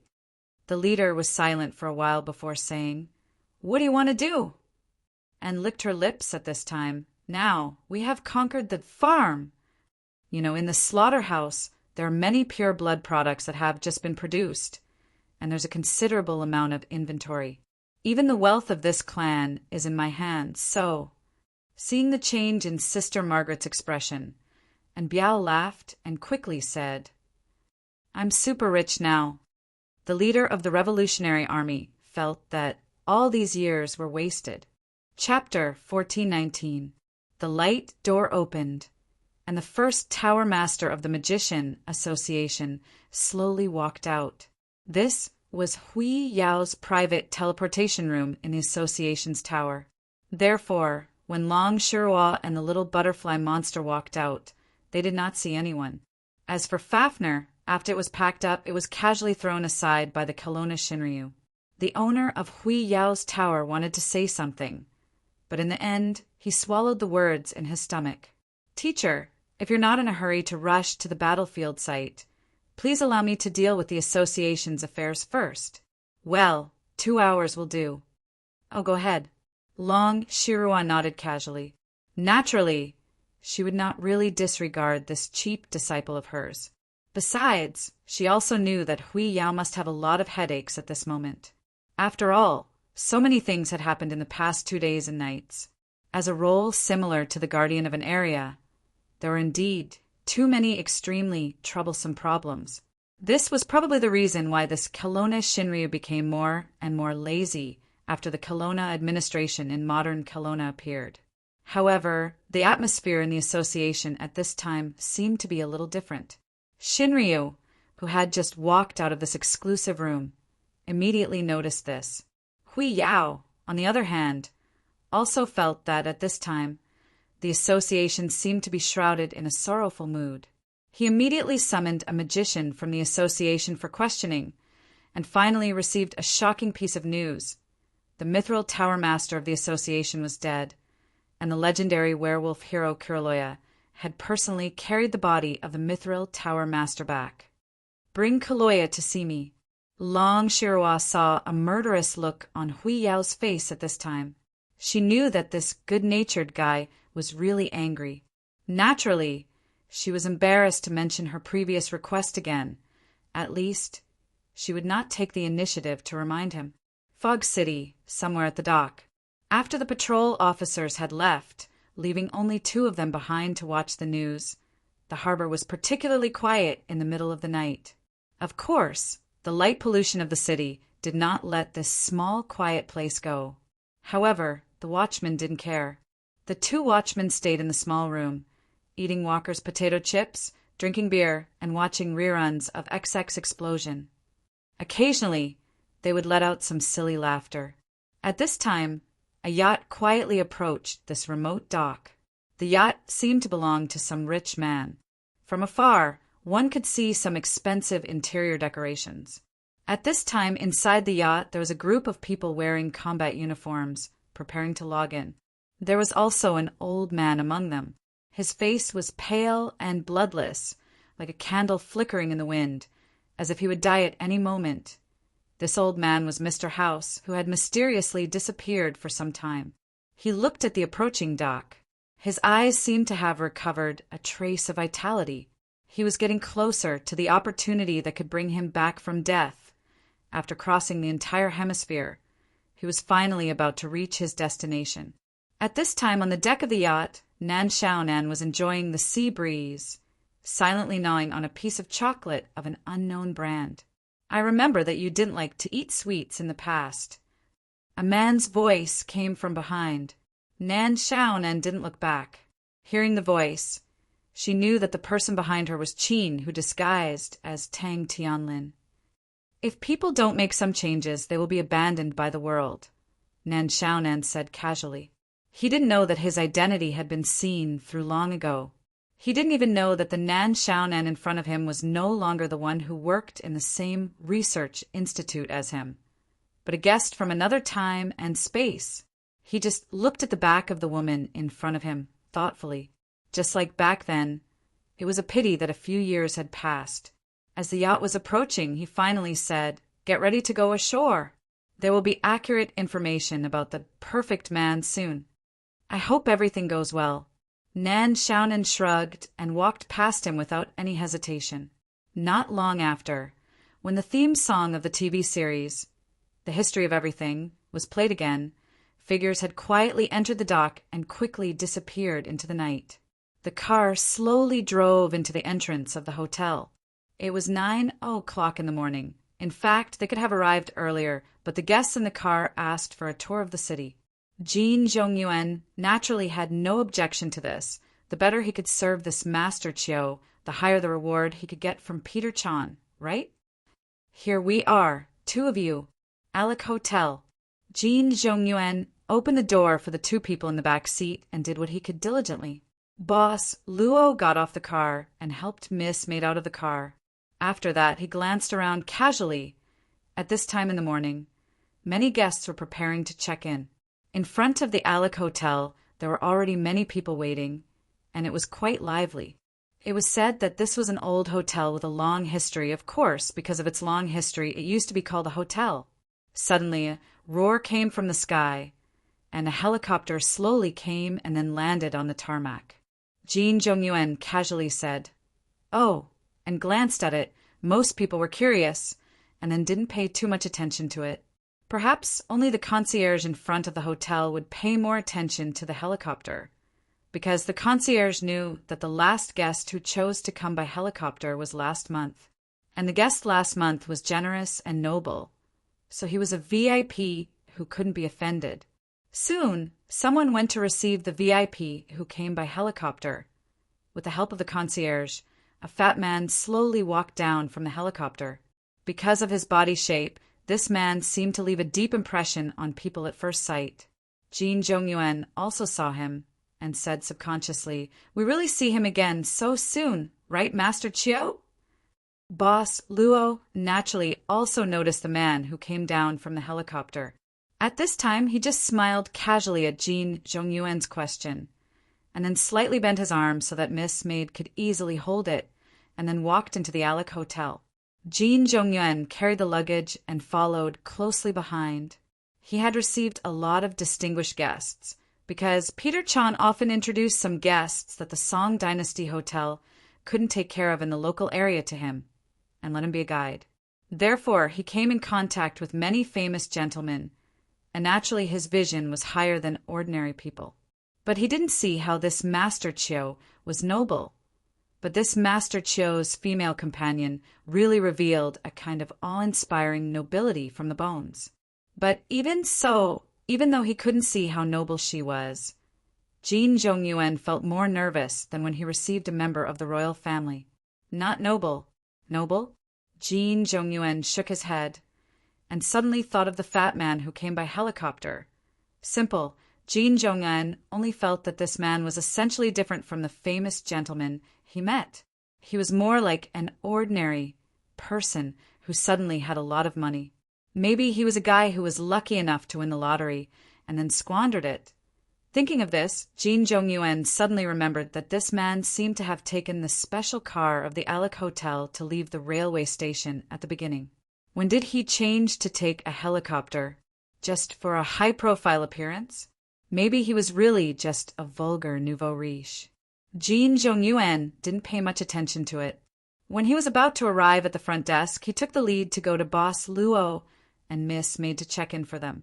Coincidentally, the fat man who came by helicopter also came to the front desk under the reception of the concierge and was about to check in. Mr. Dillings. Jean Zhongyuan heard the receptionist call the fat man Dillings. This was a name that Jean Zhongyuan had never heard of. But there were too many rich people in Britain, so it was not surprising that he didn't know. Not to mention that if he was really a lucky guy who won the lottery, he naturally wouldn't have heard of him. I'm sorry, Mr. Dillings. The room you booked is not ready yet. You still have to wait for at least 3 hours, because the guest in the room hasn't left yet. Oh, that's really unfortunate news. Fat man. Dillings didn't show much displeasure on his face. He just slightly shook his head, but obviously I don't want to waste my time waiting for this kind of thing. I'm really sorry. I'll check if there is a similar type of room for you right now. The receptionist at the front desk quickly said. Dillings smiled. It doesn't matter, but I only want the best room. I changed my mind. Arrange a presidential suite for me here. The waitress suddenly opened her mouth, as if she didn't expect this. Then she looked at her colleague who was checking in for another guest. This colleague was checking in for the hotel's presidential suite for the guest. Jean Zhongyuan listened to her with no expression on his face, but he sneered in his heart. I'm sorry, Mr. Dillings. The presidential suite has been reserved. The receptionist at this time could only look at Dillings with a bitter smile. And this guest is right next to you. I think there is a similar room here, of course. The price will be much lower. Do you want to take a look? Dee Lindsay still didn't give off the feeling of being overbearing. Instead, she seemed to be joking. Miss, do I look like someone who would be distressed over money? But since there is already someone, then I can only give up. She was very grateful for the customer's understanding and quickly began to do the service. She peeked at Dillings and found that there seemed to be a trace of pity in his eyes. Feeling pity for not being able to stay in the presidential suite. The world of the rich is really wonderful, she thought. If you don't mind, we can give this suite to you, Mr. Dillings. Jean Zhongyuan couldn't help but be stunned, because at this time the mysterious Master Chiu spoke. Jean Zhongyuan turned around in surprise, looked at Boss Luo puzzledly, and even sent out a questioning signal. You want to give this room to me? Dillings was obviously very surprised by this matter and asked in astonishment. Boss Luo said with a smile, of course. Dillings frowned and thought for a while and asked in confusion, but why do you want to give this room to me? We don't seem to know each other. Luaccio said casually, just take it as a reward for the gift on the train. Mr. Dillings, thank you for treating me and my girlfriend to drink and for sharing the joy with you. Oh, so that's it. Mr. Dillings nodded with a trace of apology. I'm sorry I didn't recognize you at first. My memory is bad recently and I often forget some things. It's okay. Luaccio waved his hand. Then I wish you a happy holiday. Dillings might be a believer. He looked at Boss Luo and said with a smile, God will be willing to bless you too. I hope so. Boss Luo didn't comment. Jean Zhongyuan soon followed Master Chiu's order and changed the room. Until they entered the elevator, he asked curiously, Master Chiu, why do you want to give this room to that nouveau riche? Luaccio also asked curiously, Mr. Jean, why do you think he's a nouveau riche? The elevator was open and they could see the situation in the hotel lobby. Jean Zhongyuan casually pointed at Dillings, who was still handling the formalities at the front desk, and shrugged. You see, this gentleman has been looking at the decoration of the hotel all the time, right? Indeed. Boss Luo didn't deny it. Jean Zhongyuan continued. Although the decorations here are considered luxurious, there's still a big difference compared to the real rich people's houses. It can even be said that it can only be said to be ordinary. Very few rich people would be amazed by such decorations. Usually, only ordinary people show this kind of expression when they come here for the first time. Well, they have never seen the world. Mr. Jean, it seems that you are very good at observing people. Boss Luo suddenly smiled. Jean Zhongyuan said proudly, I've been working as a guide for the rich, so naturally I know a little. It's actually nothing special. Luoqiu just smiled politely, and then looked at the crystal chandelier in the hotel lobby as the elevator slowly rose. Dillings was also looking at the chandelier at this time, and no one knew what he was thinking. Maybe it was, as Jean Zhongyuan said, the really rich people rarely pay attention to such decoration. Or, ordinary people rarely pay special attention to such a crystal chandelier. The crystal shines because of the light. Some people think it's like a diamond, so most of the time, people use it to pass it off as a diamond. Probably. Chapter 1420. Jean Zhongyuan wasn't a guy who needed to stay with the customers all the time to gain their favor. He knew very well that this would cause disgust among the customers. Therefore, after sending the customer to the hotel room, he left wisely. He would only appear when the customer needed him. This was why Peter Chan was so willing to introduce customers to him.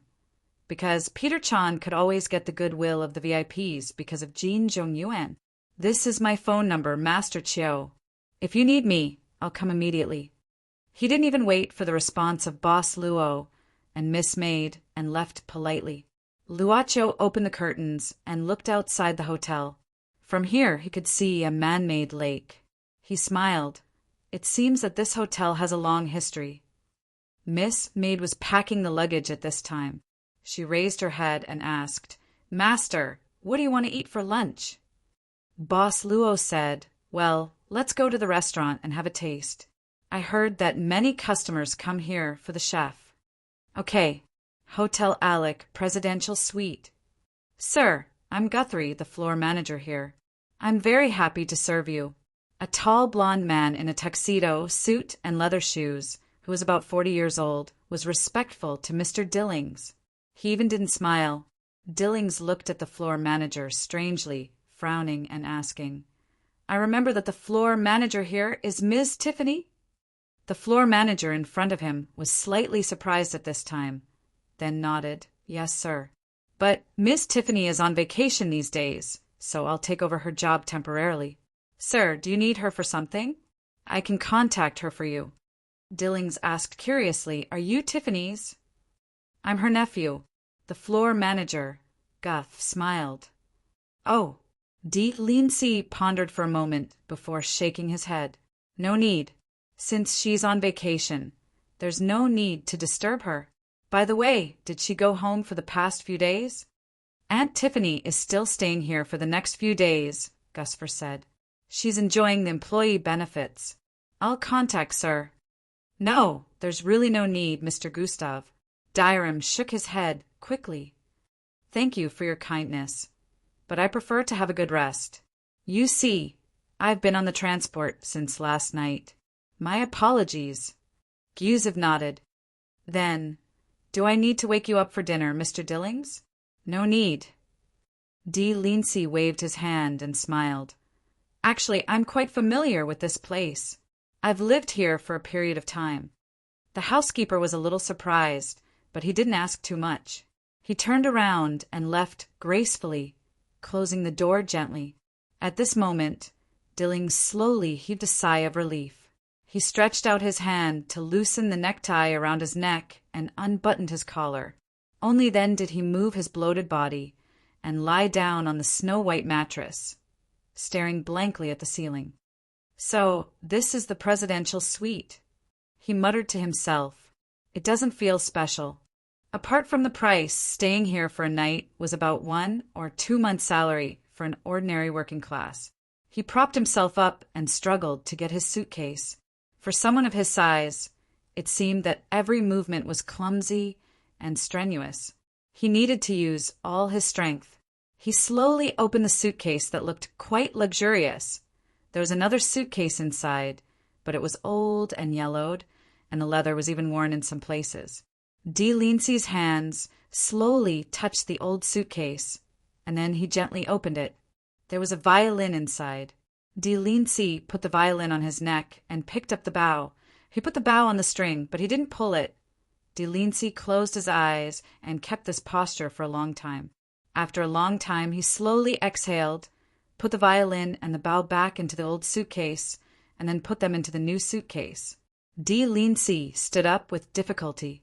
He touched his big belly that blocked the view of his legs. Feeling hungry. Alec Hotel, squash room. A woman in her 50s with a good figure was playing the last game with her friends. Soon, the housekeeper of the floor, Guziv, came. He waited for the woman in the squash room to finish the game before calling her out. In the seats in the rest area outside. Mr. D. Lindsay? The woman repeated the name in surprise, and then she carefully thought for a while before shaking her head. I don't remember him. Guziv felt strange, Aunt Tiffany, but I feel that this Mr. D. Lindsay seems to know you. Mom, Aunt Tiffany thought again. Maybe he knows me through other customers. Do you need me to arrange a meeting for you? Aunt Tiffany shook her head and looked at her nephew who was going to take over her job. As a housekeeper, we only meet customers when they ask for it. We don't take the initiative to meet them. Guziv nodded. Of course he knew this. He just suspected that Aunt Tiffany had some relationship with Mr. D. Lindsay, so he was curious. It seemed that there was no direct relationship, so he didn't say anything more and just found a random reason to leave. Aunt Tiffany seemed to be lost in thought as she watched her nephew leave. She subconsciously looked at the large artificial lake outside the lounge. Although he didn't remember ever receiving a customer by the name of Dillings, for some reason, this name felt vaguely familiar. Hey, Tiffany, another game? Tiffany waved at her friends who had sent her an invitation and went back into the squash room. It felt good to be able to enjoy life at her age. Every day was good, very good. The menu was not allowed to be changed. The menu was all decided by the head chef of the restaurant. At the same time, several menu combinations were provided. But after the menu was decided, all the food on the table had to be finished. This was the rule of this restaurant. When Boss Luo and Miss Maid entered the restaurant, they were informed by the waiter. Usually, the weirder the rule, the weirder the temper, the more it aroused the curiosity of others. The restaurant could be said to be overcrowded at this time. There were some empty tables in the corner, but obviously the location was not very good, so no one was interested in them. Well, it seems that we are still a bit late, Luo Chio said with pity, but he still led Mississippi Maid to the table that no one was interested in. At this time, excuse me, someone called Boss Luo and Miss Maid. The person who appeared in front of Boss Luo was Mr. D. Lindsay, whom he had met for the 4th time. He was sitting on a very good seat, an empty table, and he was the only one sitting there. At this time, D. Lindsay was struggling to stand up. He finally stood up with a friendly smile on his face. Excuse me, if you don't mind, why don't you enjoy lunch with me today, as a return gift for giving up your room to me? Please don't refuse. Miss Maid glanced at her master and found that her master was also looking at her at this time, so she showed a beautiful smile. Boss Luo looked at D. Lindsay with a smile. Of course. He pulled out a chair and sat down. D. Lindsay also sat down slowly and then called the waiter to add the white wine as an appetizer. Cheers to our acquaintance.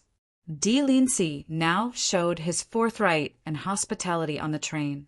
However, he was not elegant and seemed to be out of tune with everything here. Because his voice was really too loud, it attracted the attention of the people around, and they all looked at him curiously. It seemed to be very impolite to disturb others eating, but this Mr. D. Lindsay's voice seemed to be so loud. In fact, he was just talking normally. The waiters quickly began to order dishes for the customers who had gathered together at the last minute. When Boss Luo and Miss Maid were still thinking about what to eat, Mr. D. Lindsay had already decided. 1 stewed pork with beans, truffle red wine stewed rice, lime-orange lamb fish with sour bean cream sauce, roasted quail with cream egg roll, stewed lamb knee with red-orange sauce. And even though this was a customer who didn't seem to care about cholesterol at all, the waiter still hesitated for a moment before asking, Sir, are you sure you want all of these? Yes, D. Lindsay said with a smile. Of course I'm sure. Oh, right, there's one last thing. That's to remind your head chef Borg not to dip his finger in the sauce when cooking. Yes, sir. The waiter was stunned for a moment, then hurriedly lowered his head and agreed. Damn it. How did this customer know about Chef Berg's bad habits? He couldn't help but look at the man and woman next to him who were still considering the menu, very worried that Mr. de Lindsay's words would affect their appetite. But in the end, he found that he worried too much. The man and woman seemed not to have heard Mr. de Lindsay's words, and naturally ordered some dishes. Of course, they were not as exaggerated as Mr. de Lindsay's, but ordinary dishes. When the waiter took the order and left, Boss Luo looked around and suddenly looked at Mr. de Lindsay curiously. Mr. de Lindsay seems to be very familiar with everything here, even the habits of that weird chef. Mr. de Lindsay just smiled casually. In fact, I haven't been here for a long time. I remember that there was a special stage here before. He reached out and pointed to the front. This is the place. It used to be a small stage, and usually there was a piano on it. Later, the restaurant's business became better and better, and the restaurant's customers also increased, so the stage was demolished to make more space for this semi-open private room. Many years ago, about 20 years ago, Mr. de Lindsay thought for a while, and then shook his head. I don't remember clearly. My memory is not very good. Boss Luo smiled.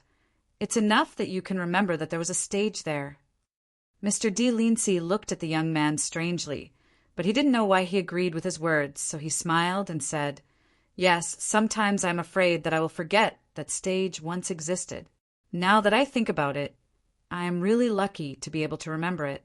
So, sometimes, don't complain that the world is unfair to you, because you never know when it will give you care that you don't know. Maybe. Boss Luo nodded and raised his glass to Mr. de Lindsay. Mr. Dillings was obviously a talkative man, but his style of conversation was obviously not comparable to that of a rich gentleman. On the contrary, what he talked about were trivial matters of daily life. There was a rainstorm somewhere in England. In fact, the meat of lamb's knee was more delicious than the meat of lamb's rib. It was said that in Huaxia in the east, people would make pig's knuckle into a delicacy, which was really incredible. Could chicken's claws really be eaten? Unknowingly, several waiters pushed the dishes to the table. Mr. de Lindsay ordered too many dishes, so he needed a dining car, and several waiters surrounded him to serve him. Every time a dish was opened in front of him, Mr. de Lindsay would show a very satisfied and pleasantly surprised expression. He seemed to have infinite expectations for it. Or it could be said that he had an unimaginable expectation for everything. More accurately, he was full of enthusiasm all the time. However, the chef whose bad habit was exposed didn't appear because of this. It was said that the chef never came out to meet customers. Obviously, he didn't break this rule for Mr. de Lindsay. This bastard, his dishes are still so delicious. Occasionally, Mr. de Lindsay would sigh. Of course, his voice was still as loud as before. He might not be very suitable for the environment in this restaurant. But Boss Luo knew that Mr. de Lindsay at least really liked the dishes cooked by this chef. The taste is not bad. This was Miss Maid's evaluation after tasting the dishes. This is already a very high evaluation. Luochio thought in his heart. After dinner, Mr. de Lindsay wanted to invite Boss Luo and Miss Maid to the artificial lake outside, but he was rejected. Mr. de Lindsay was a little disappointed and left after paying the bill. At this time, the restaurant was still very noisy, and the customers were sitting at their seats, talking about something. Some were serious, some were laughing, and some were chatting happily. Only one voice was missing. It was a voice that was only slightly louder than the others, and it was a voice that was free and easy. Mobile phone advertising 81 song. Chapter 14:21. Mysterious owner. Yes, I heard that the identity of the real owner of this hotel has never been disclosed to the outside world. It is said that even most of the old staff in the hotel have not seen the behind-the-scenes boss. This was what Jean Zhongyuan told Boss Luo and Miss Maid about, after declining Mr. Dilling's invitation to travel with them. Jean Zhongyuan told Boss Luo and Miss Maid about the interesting story of Alexis Hotel. In fact, Although they declined Dilling's invitation, the boss and the servant girl still took a stroll to the artificial lake behind the hotel. There was also a hunting area here, but it was charged and they needed to be accompanied by someone. They wandered around the perimeter of the hunting area. Mr. Jean knows a lot. Boss Luo smiled. Most of the time, the first impression of a person started from this. Of course, there was also the first impression, and it was most people's first impression. I know a little bit more. Jean Zhongyuan smiled faintly and looked at Boss Luo. The number of times his eyes fell on Miss Maid could be counted with one's fingers. It was not that he was not amazed and moved by this beauty, but he clearly knew that he could not be rude. Who didn't have some improper thoughts? However, the real life was still waiting for him. Although this young lady could be said to be the most beautiful woman he had ever seen in his life, to be honest, it was probably not as practical as the reward he would receive as a guide this time. Peter Chan offered a very high reward. Just a simple day of service was almost equivalent to a full month's income in the past. Since you don't know the behind-the-scenes boss, how does this hotel usually operate? Maybe because of Jean Zhongyuan's rules. Miss Maid was occasionally willing to talk to him or ask some harmless questions. Only then did he dare to look at this beautiful lady. Although he had no bad thoughts, it was always worth looking at such a beautiful person. I heard that there is a lawyer who is in charge of dealing with affairs, and he comes here regularly every month. Jean Zhongyuan said casually, but I don't know such a big shot. But I have a good relationship with several gatekeepers here. Boss Luo smiled. I think no matter who it is, you can have a good relationship with them. Jean Zhongyuan laughed and said, That's overestimating me. At the very least, I don't know the chef in this big hotel. There's also that old-fashioned Ms. Tiffany. But I heard that her ability as the housekeeper of this floor is superb. Many hotels outside want to poach her with high salaries, but she still stays here. The boss and Miss Maid had tried the culinary skills of the chef. The chef, who didn't show up, got a good comment from Miss Maid. Is Ms. Tiffany very good? Miss Maid asked casually. Jean Zhongyuan said, I heard that even if Her Majesty the Queen came here for a holiday, she would also appoint Ms. Tiffany to serve her personally. So, young Master Chiao, it's a pity that you gave the presidential suite to Mr. Dillings. Speaking of the powerful queen, Boss Luo glanced at the servant girl beside him and smiled faintly. Miss Maid thought that the master probably thought of the dictionary. At this time, Jean Zhongyuan suddenly stopped and looked at a certain spot in the lakeside walking area below the small slope. He said in surprise, what's the saying in China? Speak of the devil and he will come. Isn't that Mr. Dillings? It was indeed him. His bloated figure always left a deep impression on people.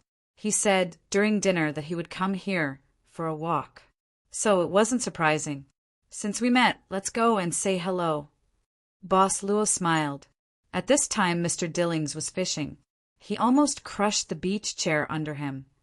But now he showed a very happy expression. It seemed that he didn't want to care about the beach chair. There were no trophies in the buckets beside them, and there was no sign of the fish mark floating on the surface of the lake. Mr. Dillings didn't care. Perhaps he was thirsty, so he took out a cold bottle of Coke from the incubator beside him, biting the cap with his teeth and drinking it. He probably heard the footsteps. Then he looked back clumsily and found that it was the young couple from before, so he directly raised his hand to greet them. It seemed that he didn't care that they refused his invitation, but now they appeared here again. Actually, Mr. Dillings didn't think too much. He just felt very comfortable when the young couple got along with each other. He knew that he didn't fit in this high-end and traditional restaurant. Others looked at him as if he was a rough lumberjack, but they were different. How could a person who was willing to discuss how to eat chicken feet with him in a high-end celebrity restaurant be a bad person? Have you just started fishing, Mr. Dillings? Boss Luo glanced at the fish bucket, saying casually, It seems that you haven't caught anything yet. No, I've already caught a lot. Mr. Dillings laughed, and then bent down laboriously, trying to take something out of the incubator to serve them. Do you want to drink something? I seem to have bought too much. I don't think I can finish it all alone. In fact, I really wanted to drink it all, but I gave up after thinking about it. Jean Jongyuan saw that Mr. Dillings was really suffering, or maybe it was because of his personality to please people, so he was very enthusiastic to help him. Mr. Dillings didn't care, and said, as if he was talking with an old friend, "My wife told me not to sleep with her when I can't even bend down. She wants to find me a healthier so." It sounded very vulgar, right? At least Jean Jongyuan thought so. Even in front of the beautiful woman beside Master Chiu, it seemed abrupt. "Your wife must love you very much." Boss Luo smiled. Without any hesitation, Mr. Dillings proudly said yes. It was just that his wife would be a little naggy. That was what every man of his age would be like when talking about the woman he had loved for the first half of his life. At this time, Jean Jongyuan brought some delicious drinks for Boss Luo and Miss Maid. Mr. Dillings suddenly stood up and began to pack up the things here. It seemed that he was going to leave. Boss Luo looked at the happy drink in his hand, thought for a while, and drank it gently, then asked, "You haven't caught any fish. Are you going back now?" He said casually, "Yes, it's late. I have to experience the special spa and the massage bath. I have a program in the evening, so today's schedule is quite tight." He lifted the bucket, then the fishing rod on his shoulder, and finally the insulated box, and staggered back. The small plank on the water made a sad sound because of Mr. Dillings's footsteps. Jean Jongyuan was really worried that Mr. Dillings would suddenly break the plank and accidentally fall into the water. Unexpectedly, what he imagined didn't happen, but Mr. Dillings really fell to the ground. His face suddenly turned pale, and cold sweat poured out, as if he was going to faint at any time. He grabbed the clothes near his heart. Jean Jongyuan was shocked. He didn't have time to think about other things, and hurriedly ran forward. "Mr. Dillings? Mr. Dillings? Medicine. I forgot to take the medicine. My heart is not good." As soon as Mr. Dillings finished speaking, he closed his eyes and fainted. Later, Jean Jongyuan contacted the hotel. Mr. Gustav, who was responsible for serving the guests of the presidential suite, immediately sent someone to send Mr. Dillings back to his room. Alec Grand Hotel had its own licensed doctor. As for whether he was as famous as the famous chef or Ms. Dini, it was still unknown. They successfully found the medicine mentioned by Mr. Dillings in his suitcase. This suitcase was opened by Mr. Gustav himself. As a floor manager, or even as an ordinary hotel concierge, it was a big taboo to open a guest's suitcase without authorization. But the situation didn't allow him to worry too much, so after hesitating for a while, Gustav decided to do it himself. As for the fact that there was a worn-out suitcase in this branded suitcase, Mr. Gustav was very confused, but he didn't say anything.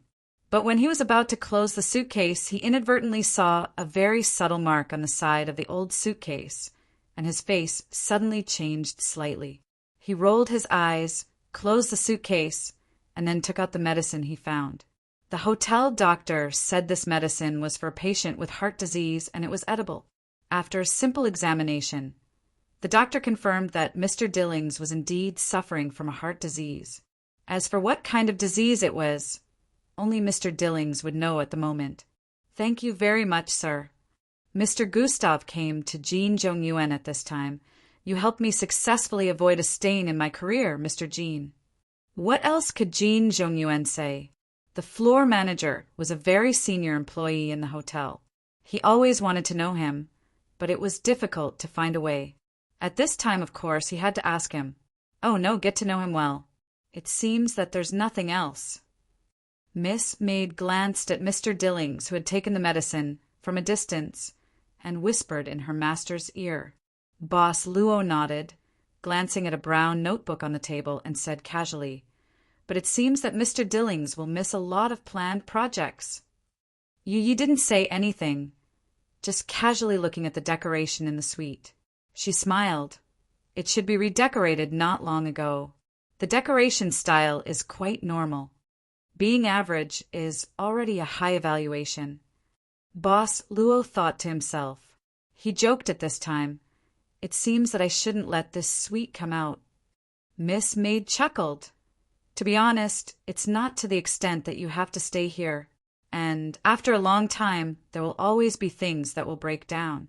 Although the style is not bad, it's not the original taste. The master and servant whispered outside the room, and after a while, Jean Zhongyuan and Mr. Gustav came out. The floor manager expressed his gratitude again and promised to send some gifts on behalf of Alexa Hotel. As for Jean Zhongyuan, he was very happy to get Mr. Gustav's business card. By the way, I heard that there's a banquet tonight, right? Jean Zhongyuan casually mentioned at this time. Mr. Gustav nodded. Yes, there's a banquet. A mysterious guest called about 10 days ago to make a reservation. This guest wants us to prepare a birthday banquet tonight, and then invite all the guests to attend. Oh my God, I'm actually preparing for this. Mr. Gustav already had a very good reason for interrupting the conversation. Jean Zhongyuan had quite sensibly said that he would definitely attend tonight. Will also attend. Boss Luo thought for a while and agreed. The birthday banquet of the mysterious guest was held at 7:30 in the evening, and now it was 3 o'clock in the afternoon. More than 4 hours left. Finally, the doctor, a nurse, and a porter were left to take care of Mr. Dillings, who hadn't woken up yet. The boss and Miss Maid went to the shopping area, intending to buy some clothes to wear at the banquet as a way to pass the time. You saw it clearly? Ms. Tiffany was trying on clothes with her friend in a shop. She also planned to attend the banquet tonight, so she was choosing a suitable evening dress. Of course, it was rented. I'm sure I saw it clearly, Aunt Tiffany. Mr. Gustav stood beside Aunt Tiffany with lowered eyebrows. It's indeed that private mark. Aunt Tiffany frowned. I didn't receive any notice from Lawyer Zieg. Mr. Gustav said, Maybe there's something that Lawyer Zieg doesn't know. She thought for a while and said, How's Mr. Dillings now? Mr. Gustav said, I heard that he has woken up and is in good spirits. It seems that he will attend the banquet tonight. Oh, is that so? Aunt Tiffany pondered. Her friend walked out of the fitting room at this time, smiling. Dear, what do you think of my clothes? Aunt Tiffany said with a smile, Dear Aunt, believe me, you're the most beautiful. I'll attend the banquet tonight. You arrange it. Tiffany said in a low voice, then walked to her friend, discussing the details of the clothes with her. Mr. Gustav left slowly. In the room, Mr. Dillings felt hungry again after waking up, but it seemed that he was fasted by the doctor, so he could only pour himself a cup of fresh milk helplessly. Opening the curtain, the afterglow of the sunset shone in. Mr. Dillings yawned, then groped to the side of the desk, opening a brown notebook on the desk. Each page had the same thing written on it. She sat in a car that was specially sent to pick her up, arriving by helicopter. Presidential suite. Menu. Oh, yes, there was a small tick behind them. Chapter 1422. The staff of some big hotels would have their own lounge, a rather small room. It used to be like this in the past. Even for a high-ranking position, like the butler, the living space was not much bigger than the bathroom in the guest room, and it was rather messy. However, although Mr. Gustav's bedroom was small, it was very exquisite, like it belonged to him.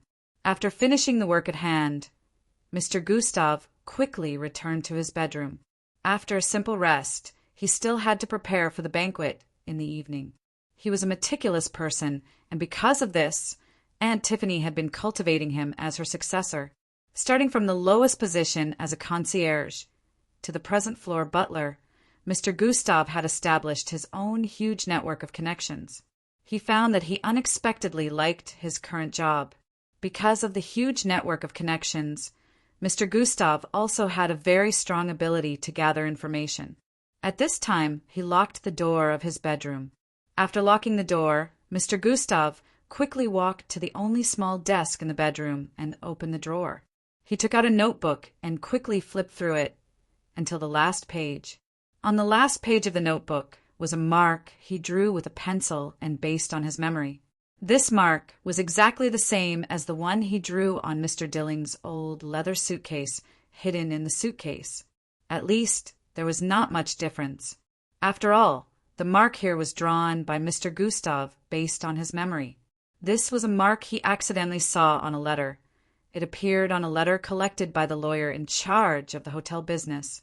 As for that letter, it belonged to the real owner behind the scenes of the Alec Hotel.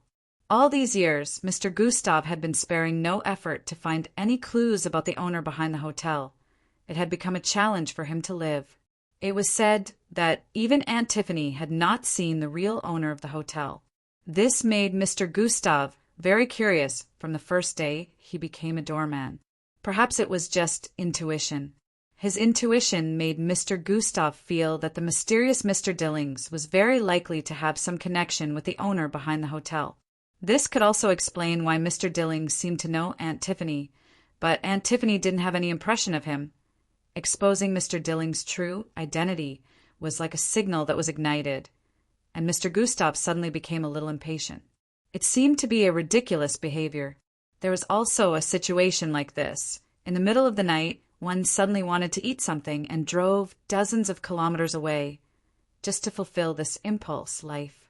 Come on, let me see your true identity. Oh, but now he needed to change his clothes and start to adjust the final decoration of the banquet. Perhaps tonight would be a good opportunity? Mr. Gustav could not help but secretly look forward to it. Miss Maid was trying on the evening dress she had just chosen in the fitting room. It seemed that there was a brand exclusive store that Miss Maid liked in this hotel. Luocho knew that Yu Yi also had the identity of a fashion designer, but he did not have the slightest research in this area. But now he had memorized the exclusive brand of the store. While waiting, the other two customers were talking. From the content of the conversation, Boss Luo knew that one of the ladies was called Ms. Tiffany, the excellent floor manager that Jean Zhongyuan mentioned before. The other one was her close friend, called Xanthi. They were about the same age, probably at the age when the real time was waiting. But it seemed that they would also worry about some trivial things in life. From their conversation, Sui Xiong knew that this close friend, Xanthi, was a rich lady. She was fiddling with her clothes in front of the mirror, lamenting the frown on her face and complaining about her husband's recent high cholesterol problem. At this time, it seemed that Ms. Tiffany's close friend was not an employee of the hotel, but a rich lady who often came here to have fun. Dear, actually I think Chef Berg is really good. You've been divorced for 5 years. It's time for you to start a new life, right? Ms. Xanthi suddenly brought up another topic. Ms. Tiffany, who was also fiddling with her clothes in front of the mirror, smiled casually. We're just good friends. Just like you and him are good friends. Lady Xanthi naturally rolled her eyes. Don't tell me you still haven't forgotten that guy from back then. Perhaps it was something in the past, something that was more distant than 5 years ago or even 10 years ago. But Ms. Tiffany didn't show any displeasure on her face. Instead, she laughed. If you say I can't forget him, many people can't forget him, right? After all, he's such a charming guy. I suddenly remembered something. There was a waitress who was holding a customer's drink. She was so engrossed that she bumped into a pillar. Oh, Tiffany, I didn't know you could be so annoying. The guy they were talking about was probably a good-looking guy. Boss Luo faintly thought. Perhaps Ms. Xanthi used to work in this big hotel. She even had a love affair here. Perhaps it was a rich businessman or a young man with great potential. But now, she was living a life that many people imagined. Ms. Xanthi should have worked here before, and she already knew Ms. Tiffany when she worked here. Therefore, they maintained a friendship for many years. Is there still no news about that guy? Ms. Xanthi suddenly asked in a low voice. Ms. Tiffany looked at herself in the mirror, and after a moment of silence, she slowly shook her head and didn't speak for a long time. She could only accompany her like this. After a short while, Ms. Xanthi found a new dress and fiddled with it. Ms. Tiffany suddenly walked to the mirror and carefully looked at the crow's feet at the corner of her eyes. looking at the traces of herself over the years. The door of the fitting room slowly opened. Ms. Maid had already put on the evening dress she had chosen. Under the light, she walked in with a smile. Luaccio stood up to welcome her. So beautiful. Women liked such a compliment, and she didn't intend to be an exception. The evening dress was thus decided. Just at this moment, "Dear, do you really intend to attend the strange birthday party tonight? I came all the way back here to celebrate your birthday this weekend. Now, what about the private couch I prepared for you?" So many young women, Ms. Xanthi suddenly said with an exaggerated and unhappy voice. It turned out that today was Ms. Tiffany's birthday. Jean Jongyuan was sitting in the lobby of the Eric Grand Hotel to kill time, feeling bored. Of course, there were many snacks to eat here and even free tea service. The massage chair in the lounge area could also be used for free. This was really a place for lazy people to spend a day comfortably. Of course, he didn't come here to enjoy himself, but to be able to come here whenever he was called, so he had to stay here. Of course, he also chatted with several bellboys to maintain their relationship, and also showed off the business card he had just received from Mr. Gustav. The bellboys naturally couldn't accompany Jean Jongyuan all day long. They could only stop quietly and then happily exchange a few words, usually about leisure topics on the rest day. "You are really busy today. Speaking of which, it seems that there are more customers today than usual on the weekend." Jean Jongyuan looked at the busy lobby check-in desk. A bellboy said, "I don't know what happened today, but some customers suddenly came in the afternoon, and they all seemed to be invited." Invited? Jean Jongyuan was stunned. He remembered that there was a mysterious party in the evening, so he asked curiously, "They came to attend the mysterious party in the evening? It seems like, let's not talk about it anymore. Here comes a gentleman. I can't be here." His good friend's bellboy said quickly, "Who is it?" Jean Jongyuan asked curiously. He quickly replied, "It's Lawyer Zieg." Jean Jongyuan was surprised. He knew that this Lawyer Zieg was the guy who was entrusted with complex management by the mysterious behind-the-scenes boss of Alexa, a hotel. He was also a rich man. Looking from afar, Lawyer Zieg looked like he was in his 50s, but in fact he was already in his 70s. His hair was completely white, but because of his dark skin, it might be difficult to judge his actual age. It was said that Lawyer Zieg only came in the last 1 or 2 days of every month. It was only the end of the month now. So why did he come here now? When Lawyer Zieg suddenly came, the management of Alexa Hotel was quickly alarmed. In fact, except for the staff who directly faced the customers, the staff above the management level were basically directly appointed by Lawyer Zieg, managing the business of Alexa, a hotel. If one didn't know, one might really think that Lawyer Zieg was the real boss of this hotel, but he really wasn't. At this time, a black old man surrounded by a group of white people came to a quiet room. Mr. Gustav also came at the first moment.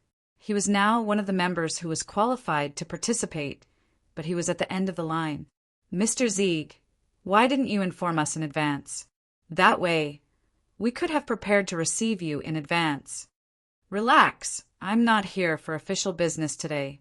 Lawyer Zieg was a person with good self-restraint. At this time he smiled and said, "I'm only invited today as a guest. In addition, I'm here to deal with some personal matters." "Invitation? Is it because of the mysterious banquet tonight?" Lawyer Zieg played with the cane in his hand and smiled without saying anything.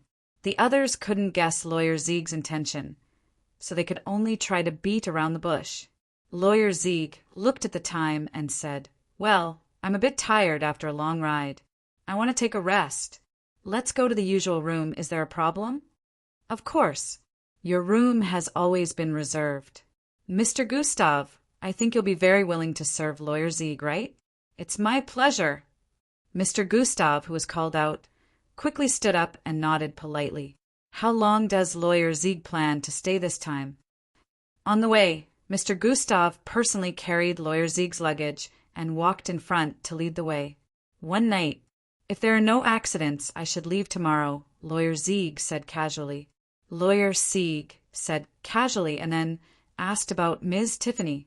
When he came for official business, Ms. Tiffany was the one in charge of receiving him. Of course, it was not because Gustav was unhappy, he was just curious. Aunt Tiffany is on leave today, Mr. Gustav said, but she'll attend the mysterious banquet tonight. Lawyer Zieg may be able to see her at the banquet. Of course, if you need, I can contact Aunt Tiffany now. No need, Lawyer Zieg thought. He waved his hand and said, It's very ungentlemanly to disturb a lady's vacation, my Mr. Gustav. You're right, Mr. Gustav nodded repeatedly, but he couldn't help but connect some scattered things together in his mind, such as the mysterious Mr. Dillings and the mark on the mysterious old leather suitcase in his suitcase, tonight's mysterious banquet, and Lawyer Zieg's sudden visit. Oh, right. Before coming here, Mr. Gustav even heard a rumor that Mr. Dillings seemed to know head chef Borg, and even knew some of the bad habits of this head chef. After Lawyer Zieg came to the room, he suddenly asked curiously, Mr. Gustav, is there any special guest in the hotel today? Gustav understood, but he pretended to be puzzled and asked, Why do you say so, Lawyer Zieg? Lawyer Zieg said casually, I saw the helicopter parked over there. It usually doesn't start, right? Mr. Gustav nodded and said, Yes, there's a guest today. He came by helicopter. He's now staying in the presidential suite. He didn't even intend to say Mr. Dilling's name. He just mentioned it and observed Lawyer Zieg's expression. But he didn't see any expression of expectation on the lawyer's face. Lawyer Zieg just nodded and encouraged Mr. Gustav with a few words, telling him to work hard and so on. Nevertheless, Mr. Gustav increasingly felt that Mr. Dillings, Lawyer Zieg, the owner behind the hotel, must have a special relationship with them. Oh, maybe after leaving here, he could visit Mr. Dillings. After all, he wasn't feeling well today. It was a very reasonable and impeccable reason. Chapter 14:23. One of them, simple people action could only be considered action after the idea was put into practice. Mr. Gustav soon came to Mr. Dilling's room, but Mr. Dillings was facing some kind of trouble. Two doormen were trying on a tuxedo for Mr. Dillings. Mr. Dilling's figure would probably give most tailors in the world a headache. This was the largest tuxedo that the hotel could provide. The two doormen were trying to tie Mr. Dilling's waist. It was like a tug-of-war. Oh, damn it. I feel like I'm going to be cut into two pieces. This sh*T. It's so annoying. Am I going to become a German sausage?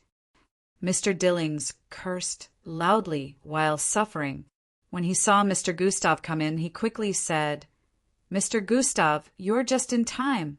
Come and help me. Let me end this disaster as soon as possible. Mr. Gustav had no choice but to step forward and help him. It took him quite a bit of effort to get Mr. Dillings to put on the tuxedo. Of course, there was the occasional sound of buttons being pulled. Mr. Gustav was even worried that the buttons would explode in the next moment. Damn it! Damn it! Even if you beat me to death, I will never wear this thing again. Really, I swear on the honor of my dead grandmother. Mr. Dillings gasped and cursed. Usually, such an oath wasn't worth believing. Mr. Gustav pretended that he didn't hear it, and then quietly made a gesture to let the two doormen wait outside the room. He pretended to ask casually, Mr. Dillings, are you going to attend the banquet? Of course. Otherwise, why would I wear this suit? Mr. Dillings was not in a good mood because of the tight clothes. Mr. Gustav understood and then smiled. Excuse me, is there anything else I can help you with, Mr. Dillings? Oh, let me think. Mr. Dillings pondered for a moment and shook his head. I don't think there's anything else. If there's anything else, I can find you, right? I remember the housekeeper is always on call. Yes, Mr. Dillings. After thinking for a while, Mr. Dillings patted Gustav's shoulder.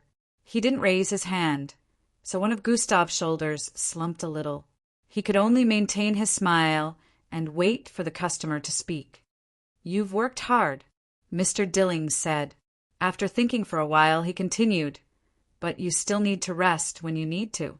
Don't tire yourself out. Mr. Gustav opened his mouth, but in the end he maintained a smile and nodded. Thank you for your concern, Mr. Dillings. Is there anything else you need? Oh, I'm still a little hungry. Can you prepare something for me to eat? Dee Lindsay rubbed her big belly, which was firmly pierced. Let that, that chef make me something to eat. I don't want to go out now. These damn clothes are so unbearable. Mr. Gustav didn't know whether to laugh or cry, but he still maintained his professional smile. I'll arrange it for you, sir. If there's nothing else, please allow me to leave first because I still need to serve Lawyer Zieg. When Mr. Gustav said the name Lawyer Zieg, he seemed casual, but he secretly paid attention to Mr. Dillings' expression. Oh, go ahead, I'll do it myself. But Mr. Dillings didn't know who Lawyer Zieg was. He didn't even care that Gustav said he needed to serve someone else. Didn't he know that the housekeeper here served the guests of the presidential suite one-on-one? With this doubt in his mind, Gustav slowly left the room. Before he closed the door, he took a peek through the crack of the door. Mr. Dillings opened a small book in his hand and bit a pencil. He was thinking about something. Occasionally he tapped his head with the pencil, and occasionally scratched his thinning hair. Tell me where this gentleman is going as soon as possible, got it? Before leaving, Mr. Gustav ordered the doorman outside the door, but Mr. Dillings did not come out of his room until the dinner began. Mr. Guthoff was told by the bellboy that Mr. Dillings had gone to sleep after he had eaten his fill, and his snoring was very spectacular. The second one, gift, at 7:30 in the evening, the banquet started. The banquet was held in the open-air lawn of the hotel park. Not only could one enjoy the night view of the artificial lake, but they could also see the entire Alexa Hotel. Under the lamplight, the Alec Grand Hotel was like a symmetrical castle built with perfect lines. It was like something that could only be found in fairy tales. It was said that the original Alexa Hotel wasn't like this. After several renovations, it became what it was today. It was all the work of the mysterious hotel owner. The theme of tonight's banquet was Masquerade Ball. The guests would wear some simple accessories to cover their faces. Of course, most of the time it was difficult to hide one's identity with simple accessories. Most of the time, it was just for the atmosphere. Ms. Tiffany wore a simple eye mask. As for Ms. Xanthi, she wore a Venetian mask. It was obvious that Ms. Xanthi was very upset that her friend of many years chose to attend this masquerade ball instead of going to the birthday party with her. She really prepared a lot of young and energetic guys. What a waste. What happened today? I seem to see a lot of familiar faces. Ms. Tiffany suddenly whispered to her friend's ear. Really? Ms. Xanthi looked around. Ms. Tiffany pointed at two middle-aged men standing in the dining area not far away. The two over there, don't they look like George and Gobin? Who? Ms. Xanthi asked in surprise. Madam Tiffany shook her head and laughed. If they know that you have completely forgotten about them, they might cry. Forgotten? They were your pursuers back then. Ms. Xanthi tried hard to recall, and finally found two blurry faces in the corner of her memory. She woke up with a start and finally remembered who George and Gobin were. In Chef Berger's restaurant, there used to be a small stage for performing for customers, and George and Gobin were the musicians in charge of the performance. Ms. Xanthi said proudly, now that I think about it, I was very popular back then. Unfortunately, time is unforgiving. But at that time, all of them were par who liked to play the violin. You too. Ms. Tiffany glanced at this guy who she didn't know was a bad friend or a good friend. Ms. Xanthi said at this time, but now that I think about it, it was really a mistake to be obsessed with Par. A man who suddenly disappeared in pursuit of his dream is really bad. And look, my God, I really can't imagine what George and Gobin look like now. They were actually quite handsome back then. Maybe Par has become a greasy and fat middle-aged man now. Believe me, dear, when a man gets old, he will never care about his appearance. You can see what my husband looks like now." Ms. Tiffany didn't say anything. Ms. Xanthi was probably the heartless type. She suddenly seemed to have a body that still had some capital at this age.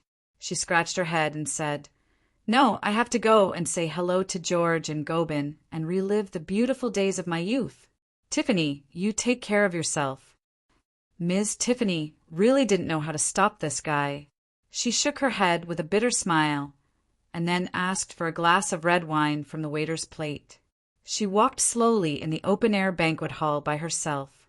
She really recognized some old faces that she hadn't seen for a long time. Some of the old staff who used to work in Alexa Hotel. What was going on today? Ms. Tiffany didn't go up and greet those people like Ms. Xanthi did. After all, she didn't think she was as thick-skinned as Ms. Xanthi. And in fact, she didn't have good relationships with people. She was old-fashioned, disciplined, and serious. They were all afraid of a boring woman like her. Even her ex-husband chose to leave because of the boredom of life. She felt that perhaps she had been boring for most of her life, so she began to change. She didn't always think about work. Occasionally, she would read books, do some beauty treatments, try some sports, and also watch boring but popular movies. She began to smile more than before, but when she smiled, she still gave people a sense of oppression. Ms. Tiffany felt that she probably couldn't change it. Her life was still improving, but the number of friends around her didn't increase or decrease. "Ms. Tiffany, you are really beautiful tonight." She heard a voice calling out to her. Tiffany slowly turned around and saw an old man with a head full of white hair and a simple eye patch. She even recognized the other party's identity at first glance. "Lawyer Sieg, it's you?" She couldn't help but be surprised. "Why are you here?" "I've been looking for you." Lawyer Sieg walked slowly with a smile. "I heard from Gustav that you would also attend the banquet, so I've been looking for you since the beginning." "Thank you." Ms. Tiffany smiled slightly. Then she quickly realized that this banquet might have something to do with Lawyer Sieg. So many old employees had also appeared. According to her nephew, Gustav, the gentleman who stayed in the presidential suite, had the mark of the hotel's owner on him. Did all of this mean that something special was going to happen tonight? "Ms. Tiffany, happy birthday," Lawyer Sieg suddenly said. Lawyer Sieg suddenly said, then took out a gift box from his pocket. "This is the birthday present I prepared for you. Please accept it." "Thank you." Ms. Tiffany didn't refuse. She accepted it graciously, hugged Lawyer Sieg, and kissed him on the cheek. Lawyer Sieg joked at this time. "Oh, I think I must be envied now." Lawyer Sieg is as funny as always. Ms. Tiffany smiled. "But you haven't told me why you are here. Don't tell me you specially came to give me a gift?" She wasn't too surprised that Lawyer Sieg gave her a gift. Lawyer Sieg basically knew the birthday of every senior employee in the hotel. If time permitted, he would even take time out to celebrate with the employees. It had always been like this in the past. In Ms. Tiffany's memory, Lawyer Sieg had attended her birthday banquets several times. Of course, if he was just an ordinary employee, most of the time he would only give a small gift with his signature. He wouldn't appear in person. It was a kind of incentive mechanism. I had just happened to be invited by an old friend. Lawyer Sieg blinked at this time. Then, "Enjoy tonight's banquet, Miss Tiffany. Finally, I wish you a happy birthday." "Thank you." That being said, until now, the host of this banquet still hadn't appeared, but the guests seemed to have arrived. Number 3, sound. It should be the most crowded time at dinner time, but the hotel was very quiet at this time because most of the guests were attending the outdoor banquet outside. Even most of the chefs in the restaurant were sent out to prepare food for the banquet. In the corridor, a bloated figure was walking quickly at this moment. Mr. Dillings. At this moment, his lips were a little pale. He was carrying an old leather suitcase with one hand and grabbing his trousers with the other. He was panting as he walked in the corridor. He overslept. Mr. Dillings couldn't help but sigh. He wanted to take a rest after eating. There was something very important to do tonight, so he hoped he wouldn't miss the time. Oh, damn head Chef Berg, why did his food taste so good? Suddenly being absent-minded. Maybe it was because he didn't exercise. Mr. Dillings suddenly felt a bit difficult to breathe. His heart seemed to make a sad sound like an overloaded old engine. He felt that his breathing was extremely difficult, and the sudden dizziness even made him lose his balance. At this time, the suitcase in his hand was thrown out. The suitcase rolled down the stairs of the second floor of the hotel lobby. Unlike a rubber ball, the suitcase would not be damaged when it finally landed. When the dizziness subsided, Mr. Dillings climbed up and saw that the suitcase rolling down the stairs had been opened. He was shocked and quickly walked down the stairs while holding onto the handrail. The violin and the bow in the suitcase were scattered in two places. Mr. Dillings bent down to pick up the bow with difficulty and then walked to the violin. However, a beautiful hand had already picked up the violin before he arrived. Mr. Dyram couldn't help but be startled. "Oh, it's you too." Weren't they the couple he met several times today? Mr. Dillings looked at Boss Luo and Miss Maid's clothes, thinking that they were also preparing to attend the banquet outside. At this moment, the violin was in Luacio's hand. After picking it up, Boss Luo stretched out his hand to stroke the back of the violin, and then slowly turned it around, only to see that the bridge was broken. Even two strings were broken, and a corner of the head was broken. "What a pity," Luacio said softly. He held the violin with both hands, giving it to Mr. Dillings. How could he not see what the violin looked like at this moment? Mr. Dillings' face instantly turned black as he stood there in a daze. He kept muttering to himself, saying what to do, and so on, as if he would faint at any moment. In the end, Mr. Dillings took the violin in silence. Then he sighed slowly and smiled bitterly. "I'm such a rash person. I can't do anything right." He didn't know if he was talking to himself or to someone else. He was probably talking to himself. "Is this violin very important to you, Mr. Dillings?"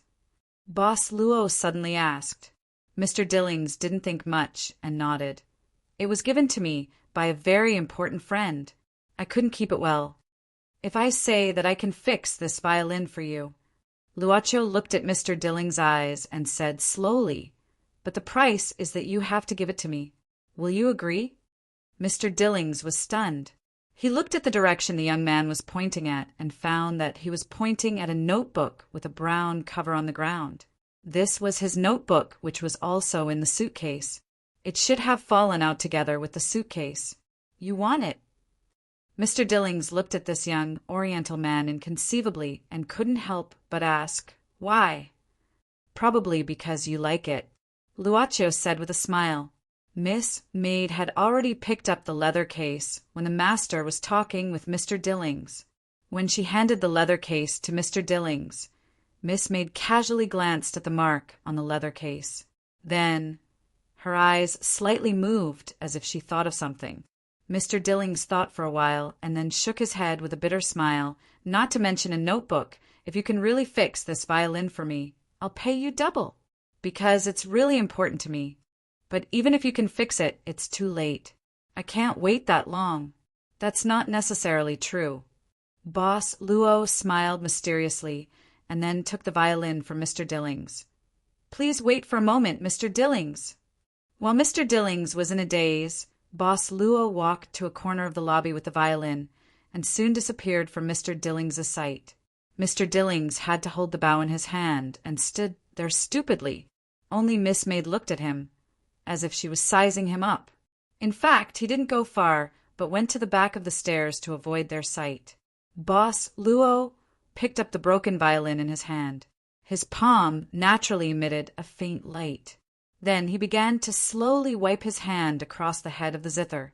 The head, the shaft, and the pillow. The broken parts began to be repaired little by little, even the broken strings. Boss Luo closed his eyes and finally put the repaired violin to his ear. His fingers gently plucked the new strings. "You can use it to realize your dream. You will succeed. I'll wait for you here. It's fixed, Mr. Dillings." Mr. Dillings took the restored violin with both of his hands in disbelief, and looked at it carefully. He even suspected that Boss Luo specially gave him a new one. But when he thought that Boss Luo only asked for a notebook, he felt that it was really incredible. No one would go out of their way to buy a new violin just for a notebook, right? How did you do it? Mr. Dillings looked at this amazing Oriental young man in amazement. It's a trade secret. Boss Luo blinked, and then Miss Maid handed the notebook to him. Then, according to the agreement, this notebook belongs to me, Mr. Dillings.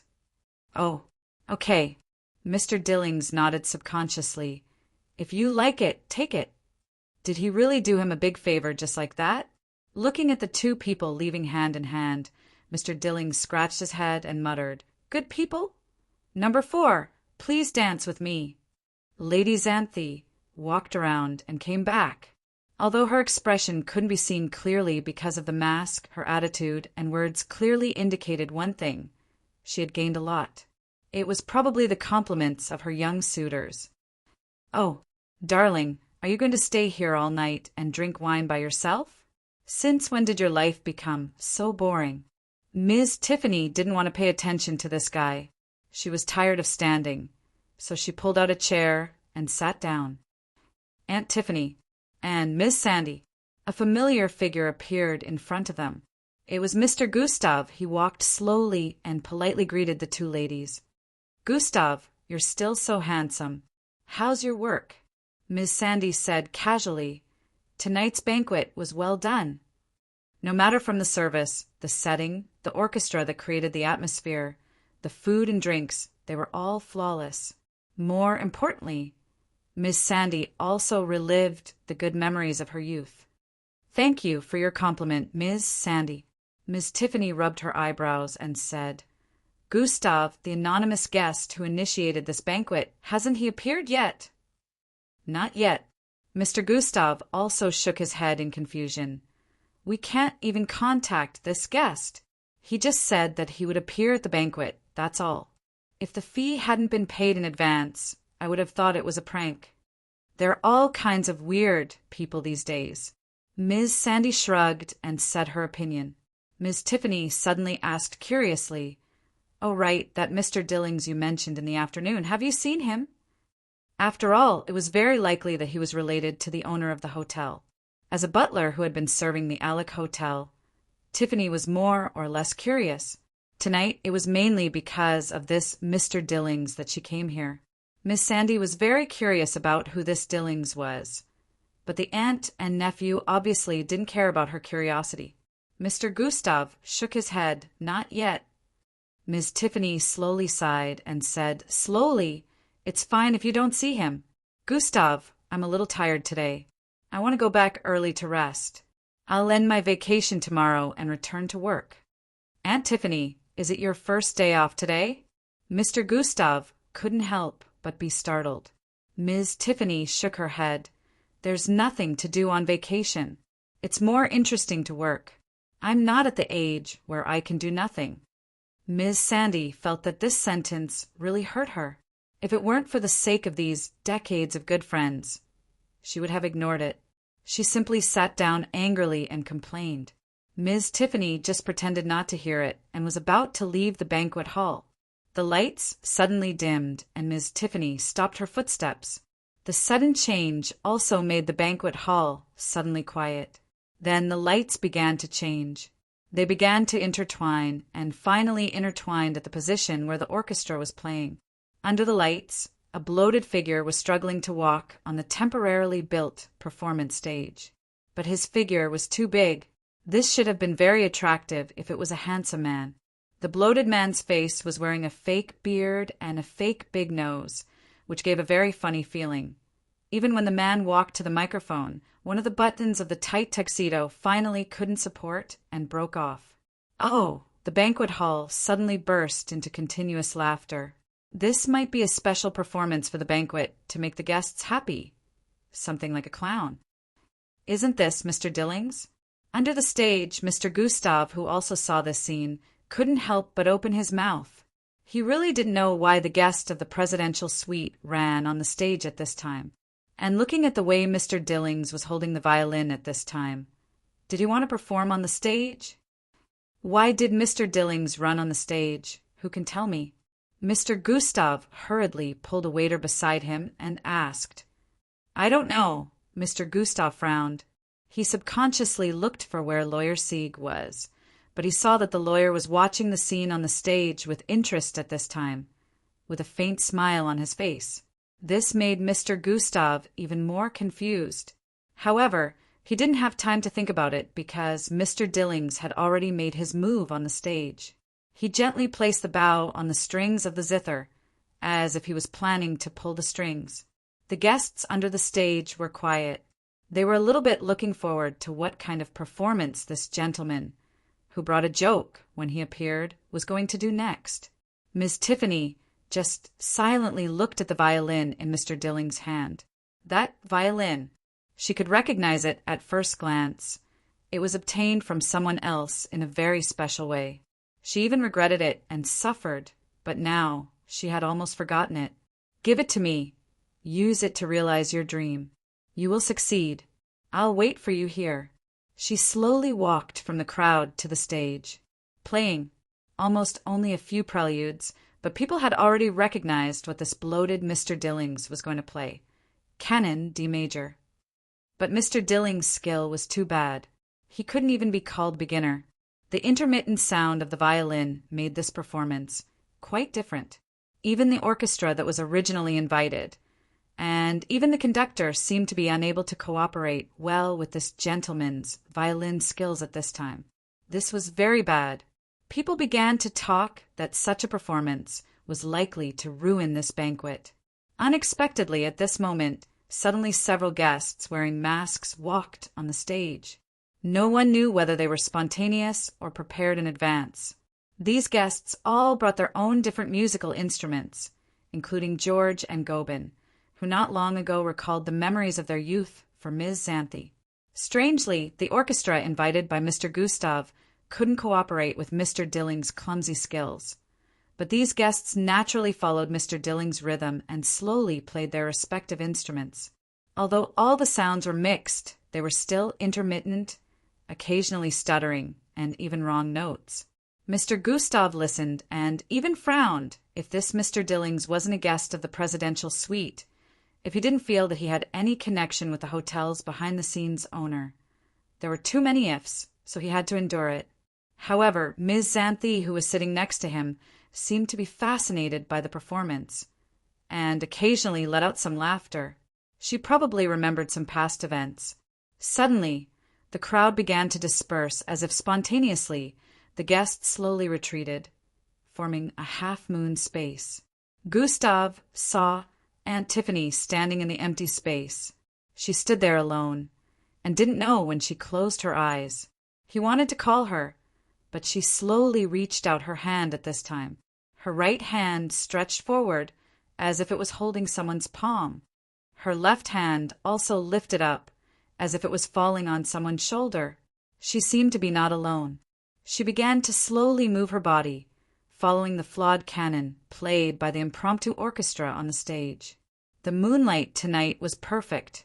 It seemed that someone's figure appeared and disappeared in front of everyone's eyes, appearing and disappearing, as if it was there, but not there. I seemed to see Ms. Xanthi rubbed her eyes. When she looked again, she didn't see anything. All she saw was her friend dancing there alone. Maybe she should stop her. After all, this behavior was too rash. But why should she stop it? She had never seen Tiffany like this before. She was like a young girl with a dream, wasn't she? And no one said anything. Amidst this clumsy performance and the solo dance, something seemed to flow through everyone's hearts, making everything quiet. The moonlight also gradually became gentle. Far away, outside the crowd, on the beach of the artificial lake below the banquet site, Ms. Maid took off her shoes and stepped on the white sand. Luaccio was the same. He was gently holding her waist, dancing a round dance here. Number 5, Happy Birthday. Tiffany gradually slowed down and finally did the pose of the end dance. Her eyes were still closed, as if she was immersed in some kind of afterglow.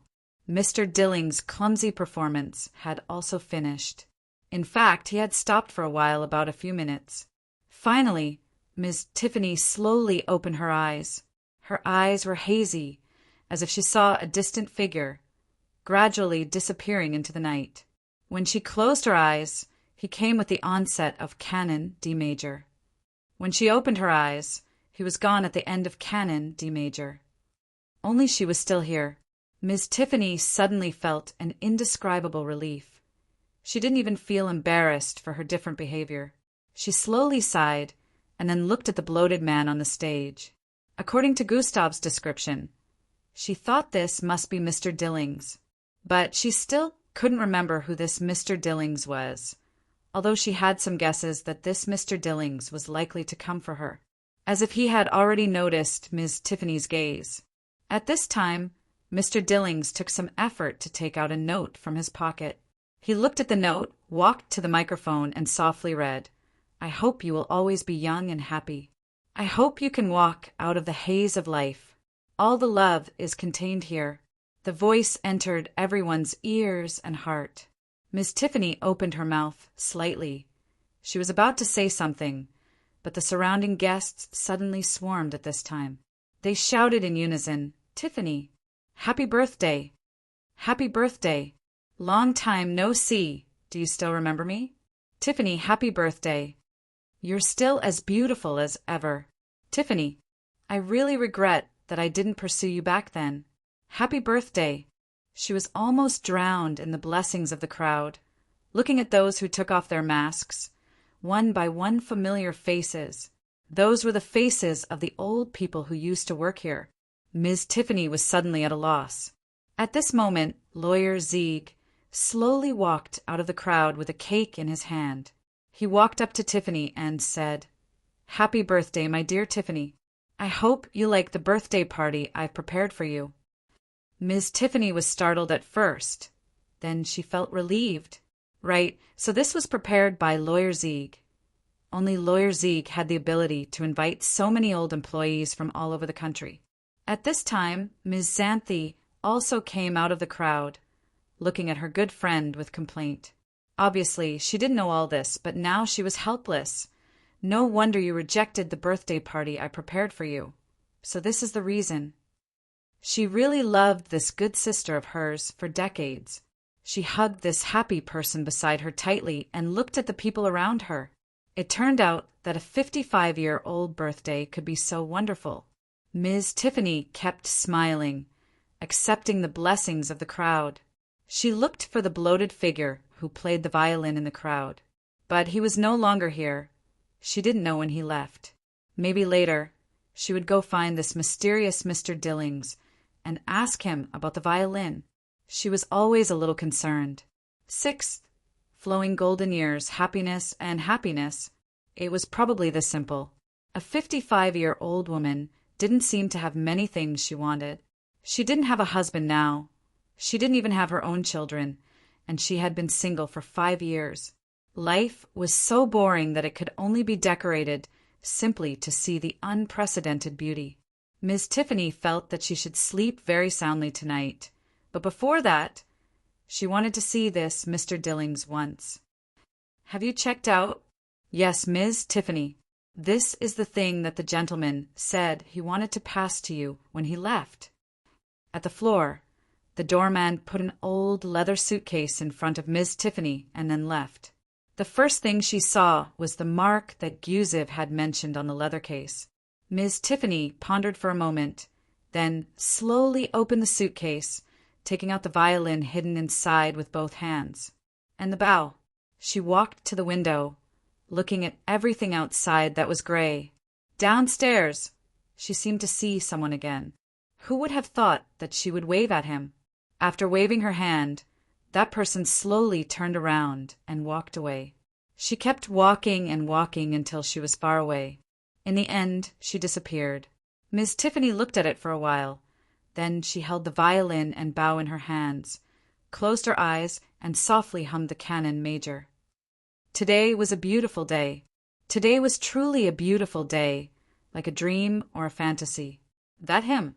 Today it was time to draw a full stop. Mr.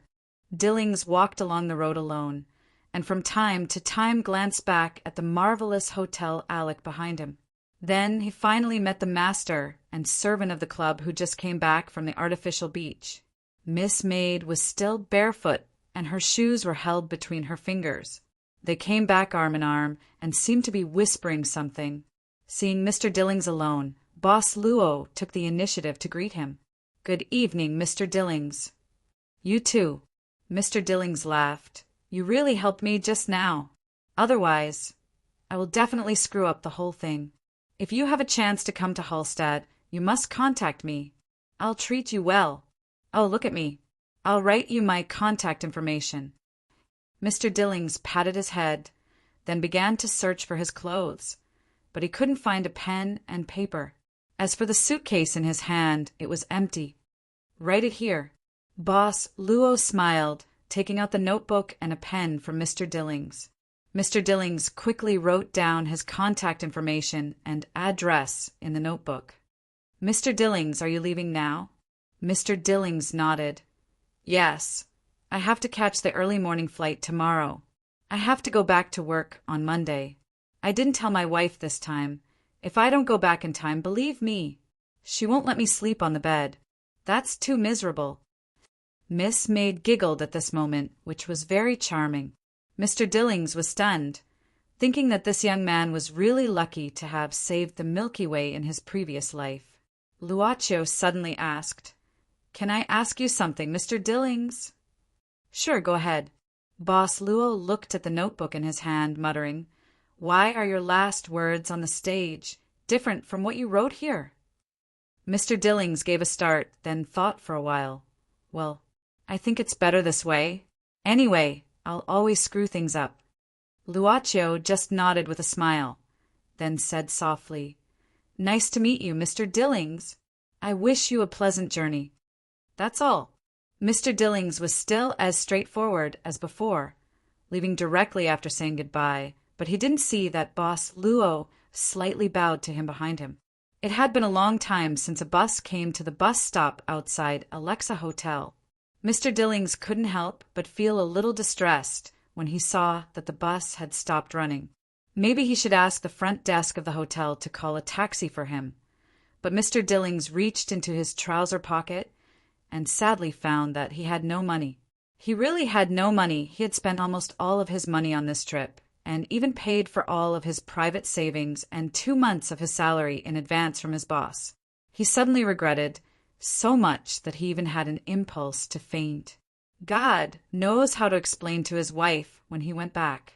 Unexpectedly at this time, a private car slowly approached Mr. Dillings and stopped. When the car door opened, a black old man in luxurious clothes waved at him. "Hello, Mr. Dillings." The old man invited Mr. Dillings into the car, looked at the puzzled Mr. Dillings and smiled. "First of all, let me introduce myself. My name is Sieg, and I'm the lawyer appointed by Parer to deal with his inheritance. Among his inheritance, one of them was appointed by me to give to you, Mr. Dillings." Mr. Dillings blinked, then scratched his head and asked confusedly, "Lawyer? Paris? That guy was so poor that he owed me half a year's rent. What inheritance could he have except for a dog? But even so, you're still willing to fulfill his last wish, aren't you? He came here from the distant Austria, and even now he has nothing." Lawyer Sieg smiled. "I think that in the last moments of Potter's life he must have felt extremely proud to have met a friend like you. Believe me, Mr. Dillings, you deserve this legacy. Your kindness and trustworthiness allowed you to pass Potter's test, and in the end you even did better than him. So, Mr. Dillings, you'll get 40 million euros from Potter. What the F***CK? How much?"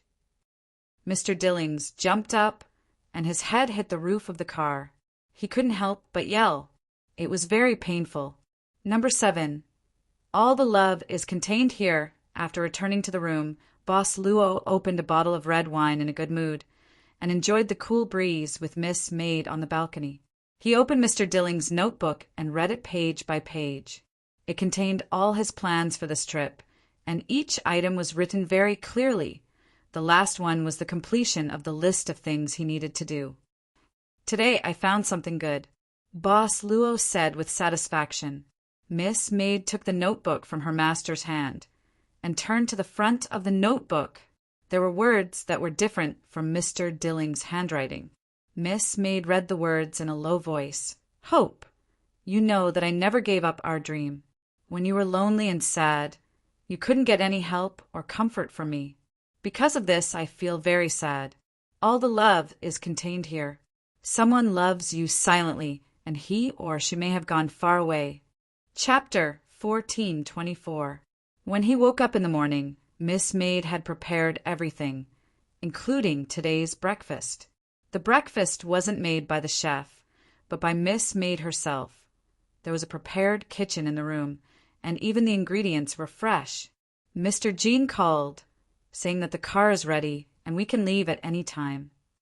Boss Luo was reading the newspaper while drinking fresh milk. Hearing this, he nodded, folded the newspaper and put it down, smiling. "I don't know if Taisetsu and Nero get along well these days." Miss Maid said, "They are both guys with good characters, so they should be able to get along well with each other." "That's good." After a simple breakfast, the short rest in this big hotel officially ended. Boss Luo met with Jean Jongyuan in the lobby of the hotel, and then took the special car to St. Andrews according to his arrangement. Before leaving, Miss Maid quietly put a letter in the suggestion box in the lobby, and finally returned to her master's side. "What did you put in?" Boss Luo couldn't help but ask curiously. Miss Maid smiled slightly, a small suggestion. Boss Luo blinked, but didn't ask further. He just rolled down the window, and then stretched out the camera lens from the window, taking a picture of the front of this big hotel. "Let's go," Luaccio said to Jean Jongyuan. Agrico Hotel attached great importance to customers' suggestions.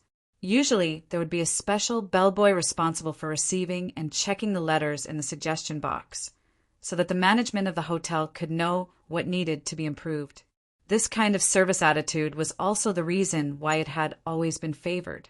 At this time, when several letters were taken out from the suggestion box and sent to the review room, a senior employee with reading glasses, who was said to have worked in the review room for 40 years, suddenly stood up. This senior rushed out of the review room at a speed of 100 meters and then took the elevator all the way, hitting 2 dining cars in the middle. Finally, he came to the door of the hotel general manager's office and hurriedly pushed the door open. At this time, the general manager of the Agrico Hotel was chatting with Lawyer Sieg about something. When he saw someone rashly barge in, his face naturally showed a displeased expression. However, Lawyer Sieg was quite familiar with this old employee in the review room, so he casually greeted him. "Old John, old friend, what's going on?" "Oh, Lawyer Sieg, you're here too." Old John was gasping for breath. "I didn't expect you to be here." "That's great. I think I have a letter here. Both of you must read it." Old John put the letter on the manager's desk. Both of them looked at it at the same time. It was just an ordinary white envelope. But when the envelope was flipped over and they saw the seal pattern on the seam, the 2 men who could control the fate of the hotel both slowed down their breathing at the same time. The general manager looked at Lawyer Sieg. Lawyer Sieg calmly took out a small knife, opened the envelope, and read it carefully. After a while, Lawyer Sieg didn't say anything. He even frowned slightly. The general manager couldn't help but ask, "Old Sieg, what's written on the letter?"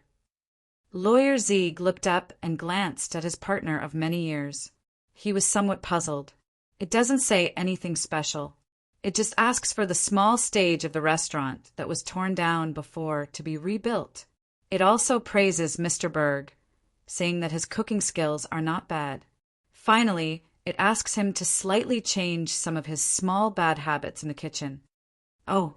The general manager was startled, then slowly sighed and sat down. He said subconsciously, "That's good. Wait a minute." The general manager suddenly stood up again. "So the boss came here? When did it happen?" Lawyer Sieg smiled bitterly. "How would I know? After all, Even I have never seen it. Yes, no one knew the identity of the owner behind the scenes of the Agrico Hotel. Even Mr. Zieg, as the acting lawyer, only communicated with the mysterious owner through letters. Lawyer Zieg had been the agent for 50 years. At that time, he was just a greenhorn and no one hired him. He was even ostracized by others. St. Andrew's Town, outside the town in a quiet manor. About 20 days ago, this manor was still overgrown with weeds, and no one lived in it. But no one knew when it started. From the surroundings to the inside of the manor, it had become clean and tidy. The lawn in the courtyard of the manor was even neatly built. In the morning, the sunlight was scattered, and even the refraction of the sunlight could be seen. Judging from the situation, it was sprinkled not long ago. In the kitchen of the manor, a young man who always wore a scarf wrapped around the lower half of his face was now closing his eyes. At the same time, he was holding a sharp kitchen knife in his hand. Then a square piece of energy tofu was thrown up. The young man raised the knife and cut the tofu pieces neatly, falling down like scattered petals. They were arranged neatly without even being placed on a plate. It was just like the unrealistic knife skills in Little Master. Yes, at this time the young man carefully picked up the tofu pieces on the chopping board and then put them into the boiling pot on the table behind him. In front of the table, a girl with short white hair was drooling while holding a pair of chopsticks in her mouth. She looked at the pieces of tofu falling into the pot, and there were even little stars in her eyes. It was not until the young man covered the pot again that she lay on the table like a withered eggplant and stared at the flames burning in the gas stove without blinking. Taisetsu and Nero, why is it so troublesome? Nero frowned at this time.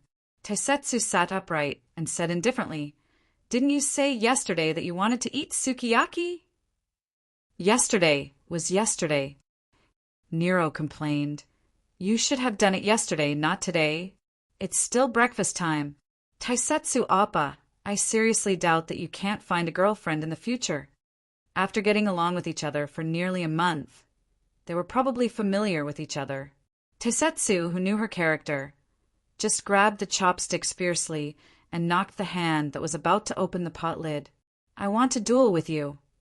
Miss Nero suddenly stepped on the table and pulled out her Yama sword.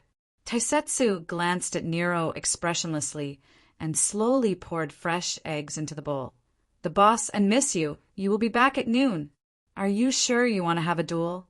If you destroy this place, there probably won't be enough time to repair it. By the way, you have destroyed this place 3 times, and this is Miss Yu's property. Miss Nero was stunned again. She grabbed her hair and said painfully, Can you not mention this sad thing in front of me? She hadn't finished copying the book as punishment yet. It was impossible to copy a book. It would never be possible to copy a book. She would never copy it, even if she was beaten to death. Anyway, she couldn't be beaten to death now. It's almost time to eat. Taisetsu opened the pot lid and ate without paying any attention to her. Nero's entire body softened at this moment like a caterpillar. She crawled all the way from the ground and then crawled onto Daz. She had mastered the magical body mutation ability of the Black Soul Envoy to perfection. She said in a voice that could make Taisetsu sick to death. Taisetsu Appa, you won't say it, right? I know you're the best. Come on, Taisetsu Appa. I can do embarrassing things with you. You'd better use these tricks on the boss. Taisetsu gently exhaled and directly bounced the caterpillar Nero away. Nero patted the dust on her body and stood up. She muttered, I'm afraid that Mississippi maid will kill me quietly. Taisetsu gave her a look that said, It's good that you know it. Nero rolled back to her seat again and picked up her chopsticks, as if she had forgotten the upcoming fear of the boss and Mississippi maid. Or perhaps she was heartless. If you finish eating, quickly finish copying the books as punishment. Taisetsu put down his chopsticks and reminded, You still have to save yourself. Nero stuck out her tongue and made a face. I can't be saved. Anyway, I can't finish copying. At most, I'll double it. Then I'll continue to copy. Double it. If I can't finish copying, It's not a burden to have too much debt. Taisetsu shook his head angrily. I'll go to the town later to replenish the ingredients. If you don't copy the books, clean the place again. You know Yi doesn't like dust. Nero said pitifully, Taisetsu Appa, I can't do this kind of work. I'll go shopping, okay? Taisetsu only thought for a moment and agreed. He was indeed worried about letting Nero clean. Before she became a Black Soul envoy, she seemed to spend all her time learning how to fight other than eating. More than 10 days ago, he did fight with Nero for some inexplicable reason. If he didn't have the Jianlu sword, he might not be able to suppress Nero's full combat power. Then, I'm going out. After eating 6/7 of the shoshi soup, Nero excitedly turned into a wisp of black smoke and went out of the door. Since the last time she was rubbed on the ground by Daz, she was grounded for 10 days. She was so bored that she was moldy. Looking at Nero's excitement, Taisetsu couldn't help but shake his head slightly. He smiled and said, You're really energetic. But maybe it's a good thing, Taisetsu thought. He still remembered her persistence in life when she said that she wanted to become a Black Soul envoy. He stretched his body and tidied up the things on the table. Then he took a broom and began to clean. His life now was actually quite good. In Human Domain, the headquarters of the Magician Association, the sarcophagus was placed at the place where the Tower Masters usually gathered. The lid of the sarcophagus had been opened, and they could see the body of the Mithril Tower Master lying quietly in the sarcophagus. As for the legendary werewolf hero Kaloya, he stood silently beside the sarcophagus. The atmosphere here had always been dead silent. In addition to the few Tower Masters and the deacons of the Secret Arts Tower, there were actually some onlookers, but they didn't appear in front of everyone. At this moment, Long Shirua and the little butterfly monster were standing behind the screen behind Hui Yao's seat, which represented the seat of the first Tower Master. She didn't ask for it, but Hui Yao arranged it. The Thunder Tower Master was examining the body of the Mithril Tower Master. Until now, he heaved a heavy sigh. Although there was still sadness in his eyes, he still said in a low voice, I'm afraid we can't use the resurrection potion. When one's strength reached the level of a Tower Master, the death of the physical body didn't mean true death. As long as the spirit was not extinguished, there were several ways to resurrect the body. The key was that the spirit fire couldn't be extinguished. The Thunder Tower Master's judgment made the deacons of the Secret Arts Tower pale. As for the Crimson Blaze Tower Master and his wife, they frowned at the same time. The Thunder Tower Master shook his head and said, The spirit fire of the Mithril Tower is gone. How is that possible? Gone. The Crimson Blaze Tower Master was the most impatient. He hurriedly asked, Thunder, what do you mean it's gone? Are you sure it's not gone? Indeed, it's gone. The Thunder Tower Master said sternly, Even if it's extinguished, there should still be a remnant. But I can't find a single trace of it on Secret Steel's body. It's as if his spiritual fire was forcefully dug out by someone. Whoosh! The Crimson Blaze Tower Master's body suddenly ignited with raging flames, like a furnace being blown by a blower. In an instant, the entire place became overflowing with heat waves. He even glared fiercely at the legend hero, Kaloya.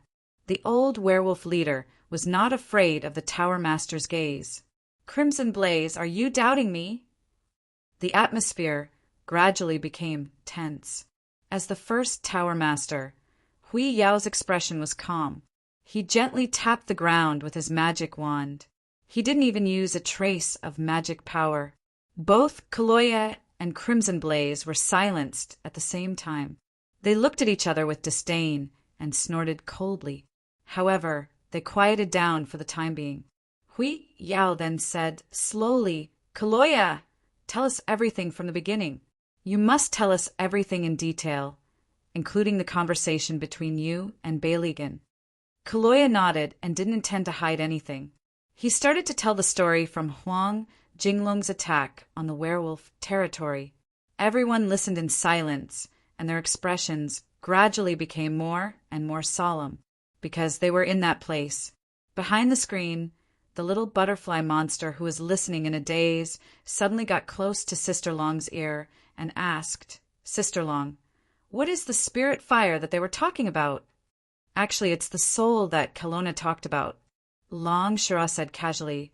"Although the way they walk is different, these magicians can ignite the spirit fire and reach the level of the Taoist soul out of the body. It's hard to say which side is more powerful. I can only say that each side has its own merits. There are 3,000 paths, but they all lead to the same destination." The little butterfly monster still had a cute expression, as if she didn't know anything. She had never been interested in the matter of cultivation. The Shinryu of Kelowna was too lazy to lecture this big-breasted butterfly at this moment. It was obvious that her talent had been transformed, but it was becoming more and more likely to turn a good hand into a bad one. What she cared about at this moment was what Kaloya said.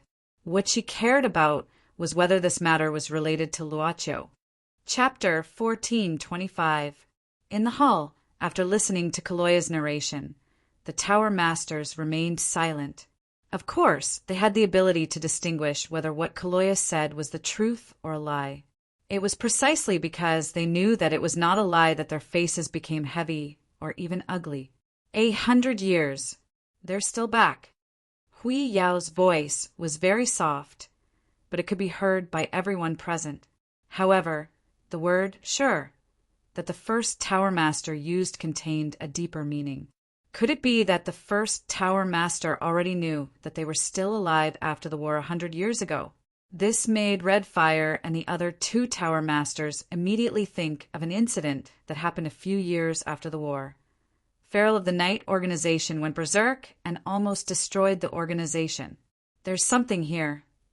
The Thunder Tower Master frowned and said, "We just received the information. According to our understanding, Feral escaped from the prison of the Night organization a few days ago. Now his whereabouts are unknown. Could it be related to the matter of the secret steel?"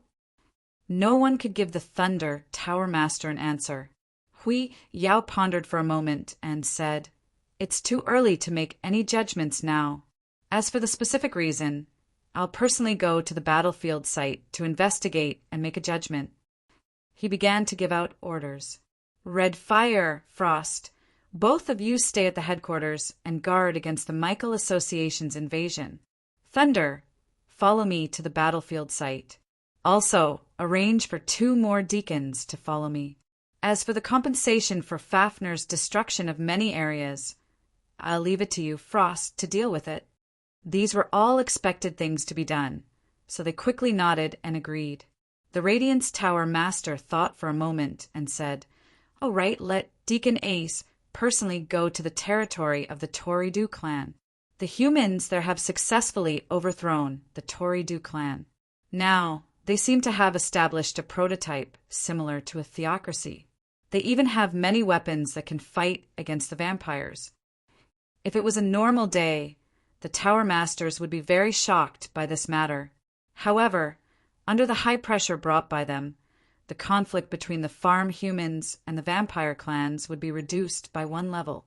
Only Kaloya frowned and said, "Radiance Tower Master, you said that the Toridu clan has been overthrown? When did it happen?" It had to be known that he was still in Bailgang's territory yesterday, but at that time, the clan's territory had only been destroyed by Fafna. How could the territory be overthrown by humans overnight? "I'm not too sure about the details." The Radiance Pagoda Master shook his head. "Back then, I encountered some special matters and was held back, and now I can only observe for the time being. We, the Magician Association, won't take the initiative to mind the war between the 13 clans and the descendants of the ancients. In the end, this is their internal conflict." Kiraloya remained silent. No one knew what he was thinking, but he felt that everything was in a complete mess. It was as if something had suddenly stirred up a calm lake, causing everything to become turbid. No one could clearly see what the bottom of the lake looked like. "Right, there's one more thing." The Radiance Pagoda's master, did not pay attention to Kiriloya's attitude for the time being. Instead, he said, "This time I took in a student on my way out. She should be here with my token. If I don't come back, arrange for her to stay in my magic tower." The Radiance Pagoda Master actually accepted a student? Looking at the reaction of the Pagoda Masters, it was obvious that this was a big matter. "Teacher, this time I will personally go there and accompany you to see the ruins of this battlefield." At this time, Hui Yao used his spiritual sense to communicate with Kelowna Shinryu, who was hiding behind him. "Okay," Long Shiruan nodded. "You just do your own thing. Don't worry about me. I'm just going there to take a look." Of course, if Hui Yao was in danger with Long Shirua's character, she obviously would not stand by and do nothing. For the Radiance Pagoda Master, with such a powerful partner like Kelowna Shinryu by his side, he naturally had more confidence. There were a total of 7 members of the investigation team: the Radiance Pagoda Master, the Thunder Pagoda Master, 2 deacons of the Secret Arts Pagoda, and Kiriloya. The other members were Shinryu and the little butterfly monster. This is the Eastern Evil Dragon that once gave the Inhuman Domain a headache? Kiriloya rubbed his chin and looked at Kelowna Shinryu, who seemed very thin and weak to him. She's actually a girl? Other than the few Pagoda Masters, there were very few people in the Inhuman Domain who had directly come into contact with Kelowna Shinryu. Obviously, this included him, the legendary werewolf hero. Kiriloya was purely interested in this Eastern Evil Dragon that gave everyone a headache. He really wanted to know how powerful she was, so he could not help but speak carelessly. However, the Thunder Pagoda Master was someone who had seen it before. Yesterday, when his body was controlled by the former First Pagoda Master, he was brutally beaten up by Kelowna Shinryu. At this time, after listening to Kiriloya's tone, the Thunder Pagoda Master immediately broke out in a cold sweat. He quickly pulled this warlike guy who was about to be buried in the coffin and warned him not to talk nonsense if he still wanted to live for a few more years so that he could hug his grandson. Is she really that terrifying? Kiriloya could not help but be skeptical. In fact, his strength had reached a very high level, and he already felt that it was difficult to increase it anymore. He even felt that he was restricted by the shackles of the world level. The Thunder Pagoda Master said in a low voice, "I don't know if she's terrifying or not. Anyway, I can't fight back at all." Also, the First Pagoda Master said that if she really wants to destroy the Inhuman Domain, she can do it in less than half a day. Kiriloya was shocked at first, but he was not afraid. When he looked at Kelowna Shinryu from afar, he even revealed a blazing gaze. This kind of gaze was easily noticed by Kelowna Shinryu, who was thinking nonsense. Long Shiruo felt hostility and subconsciously looked back. Her pupils instantly turned golden and looked at Kiriloya. With this glance, the legendary werewolf hero's heart seemed to stop. His breathing instantly quickened. What the hell? Long Shiruo frowned. After a glance, she snorted and ignored him. She took Luo Dance's hand and walked in front. Later, the Thunder Pagoda Master patted Kiriloya's shoulder gently, which made this legendary hero come back to his senses. He muttered, "This even reminds me of the 2 terrifying guys we met in the final battle 100 years ago." At that time, the guards set by the former boss of the club were Kintaro and Eleanor. But this was just a small episode on the road. They were more concerned about whether the terror brought by them 100 years ago would really come again. They soon arrived at the entrance of the relics, but when they arrived, they didn't see Bailey, who was guarding here, as Kiriloya said. But the entrance was opened at this moment, like a gap in another space. From here, they could see the corner of the battlefield, covered by the boundary and the gloomy streets inside. What's the matter? Where's Bailey? The Thunder Pagoda Master frowned and looked at Kiriloya. He shook his head. How would I know? I'm not the bloodsucker's brother. But it seems that he didn't run in to investigate by himself, right? There seems to be a message left here. A deacon pointed at a stone slab next to him. There were words engraved on it. Apparently, the message was just written. It's really left by His Highness Bailey. He said that he encountered a strange situation, so he went in to have a look. Hui Yao thought for a while. This wasn't the inhuman domain, but the modern world. It was impossible for him to collect a lot of information as easily as in the inhuman domain. Let's go in and have a look. Everyone be careful and be prepared. According to Kiralea, there will be many spirits of the dead warriors who died in the war. Thunder. Prepare the magic protection of thunder and lightning for everyone. The Thunder Pagoda Master nodded and gave everyone a thunder protection that could restrain the spirits of the dead. However, when he also gave Kelowna Shinryu protection, it was slapped away by Long Shiroa's hand.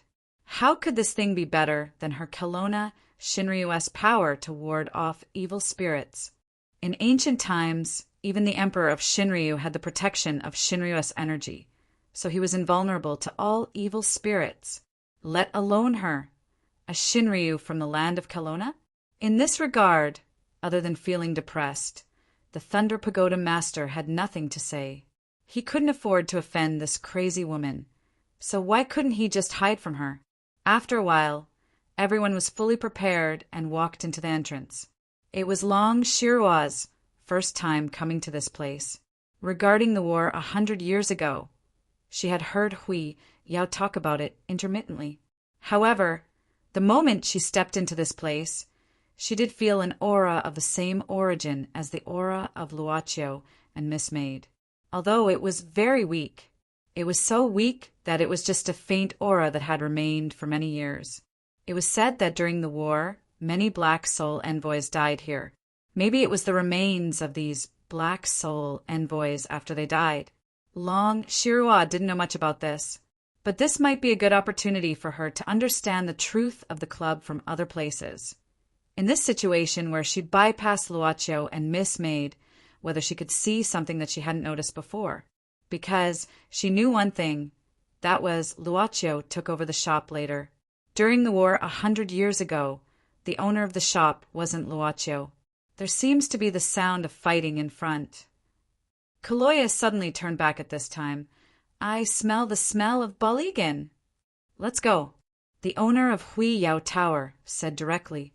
No matter which one of them it was, their speed was naturally not much slower. Soon, they had found the place where the sound of fighting was coming from. It was a gladiator arena in ancient Pompeii city. After going through the audience seats, everyone saw that in the arena, the acting Grand Duke of the Torito clan, Baligan, was surrounded by hundreds of undead warriors at the center of the arena, facing the siege of these undead warriors of the allied forces. Although Baligan's life was not in danger for a while, he was still struggling to cope with the enemy's fierce pursuit. The undead warriors seemed to have endless physical strength, and a normal strong person's physical strength would gradually be exhausted. At this moment, when everyone arrived, they saw that Baligan's face already showed a touch of fatigue. Tower Master Hui. The two deacons hurriedly asked at this time. Hui Yao pondered for a moment, and the wand in his hand had already been extended forward. A huge magic array instantly opened up in the sky above the arena. Then a gust of wind was generated from the surroundings, instantly rolling up the sand that filled the sky, and rolled up the undead warriors in the arena into the air. Then the tornado rolled back and had temporarily buried these undead warriors in the sand. Of course, such a blow could not destroy these undead warriors, but it could only temporarily hinder their movements. Seeing this, Baligan was able to escape. In an instant, he rushed out of the arena and came to the front of everyone. Thank you for your help. Tower Master of Hui Yao Tower. Baligan immediately expressed his gratitude to the owner of Hui Yao Tower. Hui Yao, on the other hand, took a glance at Bailey before he suddenly asked, These undead warriors don't seem to be weak at all. However, their movements are rather rigid. With your ability, you shouldn't be in such a sorry state. Why are you only defending and not attacking? This was also what Kaloya wanted to ask. He had fought with these undead warriors once, so he had a rough understanding of the power of these undead. If he really had to fight with them, he would not be in such a sorry state. Moreover, It was Baligan who he could not figure out the limits of his strength. The acting Grand Duke of the clan smiled bitterly and said, "Before I figure out whether these undead are the souls of the soldiers of the allied forces, how can I casually deal with them?" Regardless of whether these words were sincere or not, at this moment, the words of the acting Grand Duke instantly made the Thunder Tower Master and the two deacons have a good impression of him. Even Kaloya looked at this old rival of his, and his gaze became more pleasing to the eye. Hui Yao simply nodded and muttered, "Baligan, I heard from Kaloya that you should stay behind to guard the entrance and prevent these undead from leaving the barrier. Why did you break in alone now? Did you discover something?" "That's right, I did find something." Baligan nodded. "At first, I was just monitoring the situation inside at the entrance, but I accidentally found an undead that looked very similar to the Mithril Tower Master. So, I had to investigate deeper." "What? You saw the Mithril Tower Master?" The Thunder Tower Master frowned, stepped forward, and asked again. Baligan nodded with a solemn expression. The Thunder Tower Master muttered, "I've checked the corpse of the Mithril Tower Master. His spiritual fire is completely gone. It seems that the undead you saw may really be the transformation of the Mithril Tower Master's lost spiritual fire. In this place, once the person dies, the spiritual fire will be deprived and he will become an undead warrior?" "I don't know." Baligan shook his head. "Thunder Tower Master, if what you said is true, then why didn't this change during the war? In fact, in the 100 years after the war, the undead have never appeared? The Magician Association should send someone to check this place every year." "That's right." The Thunder Tower Master nodded.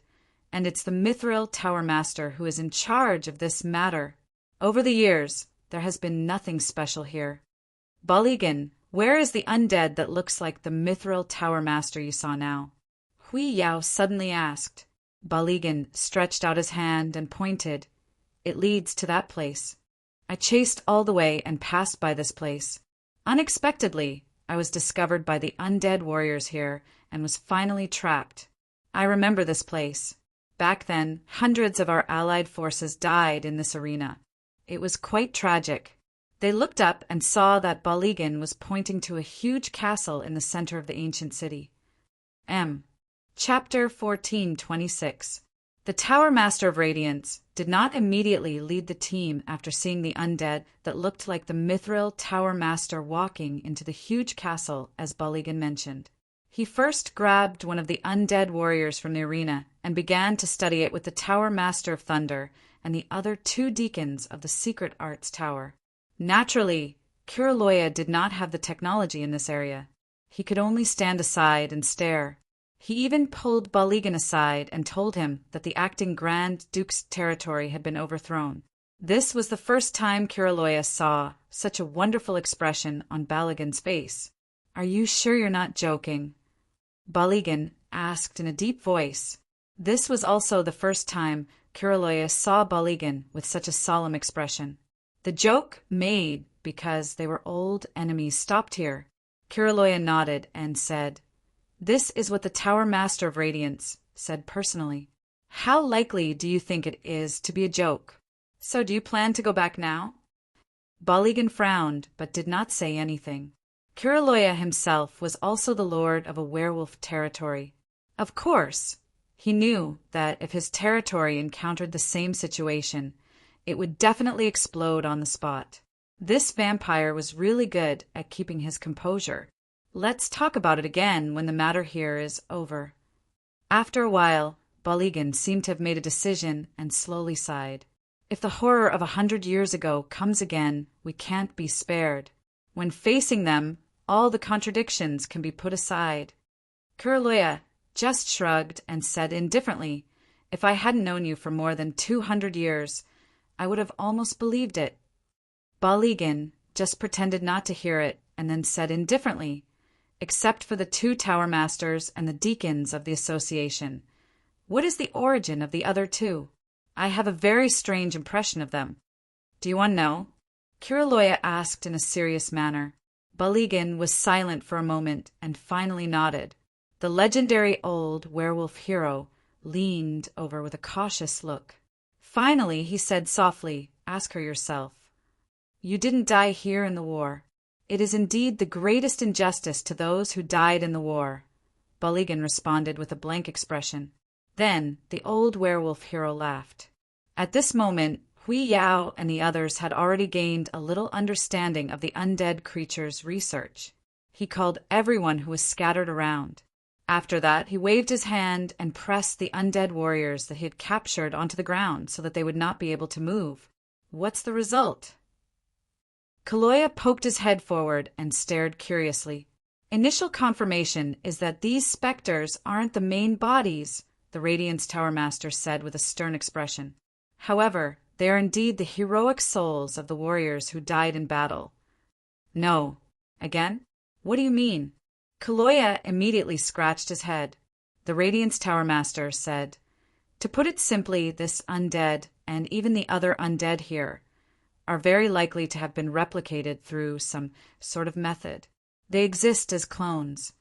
Copy? Kaloya immediately frowned. What method can copy undead? Radiance Pagoda Master, you have to understand that these fellows are generally not weak. Are you sure you have a way to replicate all of them? Their methods are unknown, but if they have 100 years to focus on this aspect, perhaps someone will be able to do it. The Radiance Tower Master said seriously, "Besides, even if we don't have such methods, it doesn't mean that they don't." It was as if any inconceivable matter could be convinced as long as they were the reason. Even if the few here were already the best of the best amongst the Inhumans, they themselves were an inconceivable amalgamation. So, Kaloya slapped his head at this time. "Radiance Tower Master, do you mean that you also think that they have indeed returned and are even plotting something? Everything here is just the beginning?" The Radiance Tower Master shook his head. "I'm not sure yet, but perhaps we can get the answer after exploring the castle." His expression began to become more dignified at this time. "However, I can't even be sure what kind of dangers we will encounter in the castle. I can't even guarantee your safety, so I don't recommend that everyone enter the castle to explore. Thunder, you take some people and stay at the entrance to prevent the undead from breaking out. Kaloya and Baligan, follow me into the castle. You have attacked the castle before, so you should be more familiar with the terrain." The two former legendary heroes, who were named, nodded. After saying that, the Radiance Tower Master looked at Long Shaw with a hint of inquiry. He could not make decisions for this Shinryu, so he could only rely on her own opinion. Long Shirwa said without thinking, "Don't worry about me. I can take care of myself." The Radiance Tower Master nodded. "Well then, let's not delay any further. Let's set off immediately." The Modern Realm. The car slowly stopped in front of the gate of the suburban manor. Jin Zhongyuan's task as a guide was considered completed. It had to be said that the guide chosen by Peter Chan was indeed very sensible. After arriving at the destination, Jin Zhongyuan did not even have the intention to stay. He looked as if he did not intend to get any tips from Boss Luo. His sincerity was enough to make a good impression on Jin Zhongyuan. "Then I'll take my leave." Jin Zhongyuan gave out his card before getting into the car and smiled politely. "Other than Losi, I'm quite familiar with this place. If you need anything in the future, you're welcome to find me. After all, I'll only be here for an hour at most. If there's a chance." Boss Luo nodded. Jin Zhongyuan did not stay any longer and directly drove away. After the car left the vicinity of the manor, the front gate of the manor slowly opened. The moment the door was opened, a figure gradually turned from an illusion to a real figure in front of the gate wearing a gray scarf. "Taisetsu, are you used to living here?" Luachio casually greeted. "Boss, Yi." Taisetsu slightly nodded, then came over to pick up the luggage and said calmly, "The environment here is not bad. The residents of the town in front are also quite friendly. It's okay to live here for a short period of time." Taisetsu obviously did not intend to live here for a long time. If there were no instructions, it's more convenient to live here for the time being. Luochio smiled casually. Let's go in first. Taisetsu knew what the boss meant by more convenient. In fact, for his boss, no matter where, what was inconvenient? But some people would inevitably care. Taisetsu couldn't say anything, just nodded silently. It was Luochio who gave him a new life, and it was also Luochio who gave him a chance to make up for the past. So now his thoughts were very simple. Just follow this guy. Behind Luochio. Speaking of which, where's Nero? Miss Maid asked with a slight smile. I don't seem to see her. She went to town to buy some ingredients. Taisetsu said casually, knowing that Miss Yi is coming. She took the initiative to add some ingredients for you when she saw that the ingredients in the kitchen were not enough. Oh, Miss Maid chuckled. Is it really like this? Of course. Taisetsu nodded, looking forward without any abnormality on his face. Miss Maid's smile gradually deepened. She turned her eyes to her master and said softly, Before coming here, I was worried about whether you two would get along well. Now it seems that you two get along well. We all work for the boss. How can we have any conflicts? Taisetsu said indifferently, You worry too much. Taisetsu is really reliable. Miss Maid smiled slightly. Is there anything you want to eat tonight? I'm very interested in cooking today. Well, how about a small fry emperor? Taisetsu was not pretentious. Of course. Later, Miss Maid was able to manage the Black Soul envoys very well. Luochio basically never worried about the Black Soul envoys. At this time, he did not intend to intervene in this kind of internal affairs. When the door of the house opened, Luochio suddenly waved his hand. Beside him, streams of light appeared like spirals and then gathered. Then Luoya, who was as delicate as a doll, appeared here, holding a living pillow with both hands. Luoya slowly opened her eyes and looked at the house in front of her. At the same time, she naturally reached out to grab Luochio's hand. You've worked hard these days. Luochio knew that she could only wake up for a limited time every day. At this time, he squatted down and stroked her head. From now on, you can stay here with me. You don't have to stay in the shop anymore. When you wake up, you can walk outside freely. I'll let Taisetsu or Nero take care of you. This was something that Luochio had thought about before arriving in Britain. The reason for leaving China at first was actually not related to Luoya, but now he could incorporate Luoya's existence into it. However, Luoya did not show much willingness to go out at this time. Instead, she grabbed Boss Luo's hand more tightly. He patted the child's cheek, then turned back and said, Yu Yi, take Luoya to choose a room she likes. My room is the same. Boss, are you going out? Taisetsu immediately guessed something. Luochio nodded and said, I'll walk around the town and see if there's a suitable place to settle the shop. Unlike the previous boss Luo, who had always lived in the shop, the current boss Luo seemed to be more inclined to take care of the shop as a job. Since it was a job, there was a time to go to work and get off work. He would set a time for himself to go to work and leave every day. It was the same in the past, and he did not intend to change now. Then I'll accompany you. Taisetsu nodded and volunteered. He knew that Miss Maid still had to take care of Luoya, so she naturally could not leave for the time being. And of course, it was best to have someone who could be ordered around the boss. No, I'll walk around by myself. Luochio waved his hand. Go and help you, Yi, if she needs to do anything. Understood. Taisetsu nodded. He did not insist. Naturally, it was much better than a certain old Taoist black soul who only knew how to flatter. Boss Luo was the kind of person who left whenever he wanted. After he went out temporarily, Miss Maid, who was very efficient, quickly found a room for Luoya that she liked. It was a room without a terrace, and on the contrary, it was not very spacious, the attic on the east side of the manor. But the ceiling here could be opened, and the Milky Way could be seen in the clear night. Luoya did not even have many requests, but Miss Maid took the initiative to add a delicate dressing table here. As for the sleeping place, as the pillow of Xing creation creatures, Mian could solve the problem very well.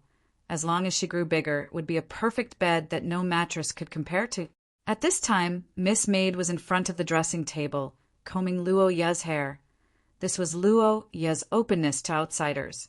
In the beginning, only Boss Luo was allowed to touch her, but now she allowed Miss Maid to do some slightly intimate things, but she still did not say anything to anyone except Luochio. But Mian could. The time of being sleepy seems to have decreased. Miss Maid patiently combed Luo Ya's hair, which was not worse than hers, and seemed to enjoy it. The smile on her face became softer and softer. At this time, Luo Ya raised her head and looked at Yi. She blinked and then nodded gently. Then she looked at herself in the mirror expressionlessly. At this time, Miss Maid's hand suddenly stopped. This made Luo Ya curious, and she looked at her curiously. Miss Maid smiled and said, "Well, it's a gadget I made in the past. It seems that a naughty guy broke in." Luo Ya tilted her head. She could understand, but she did not understand. Miss Maid waved her hand casually.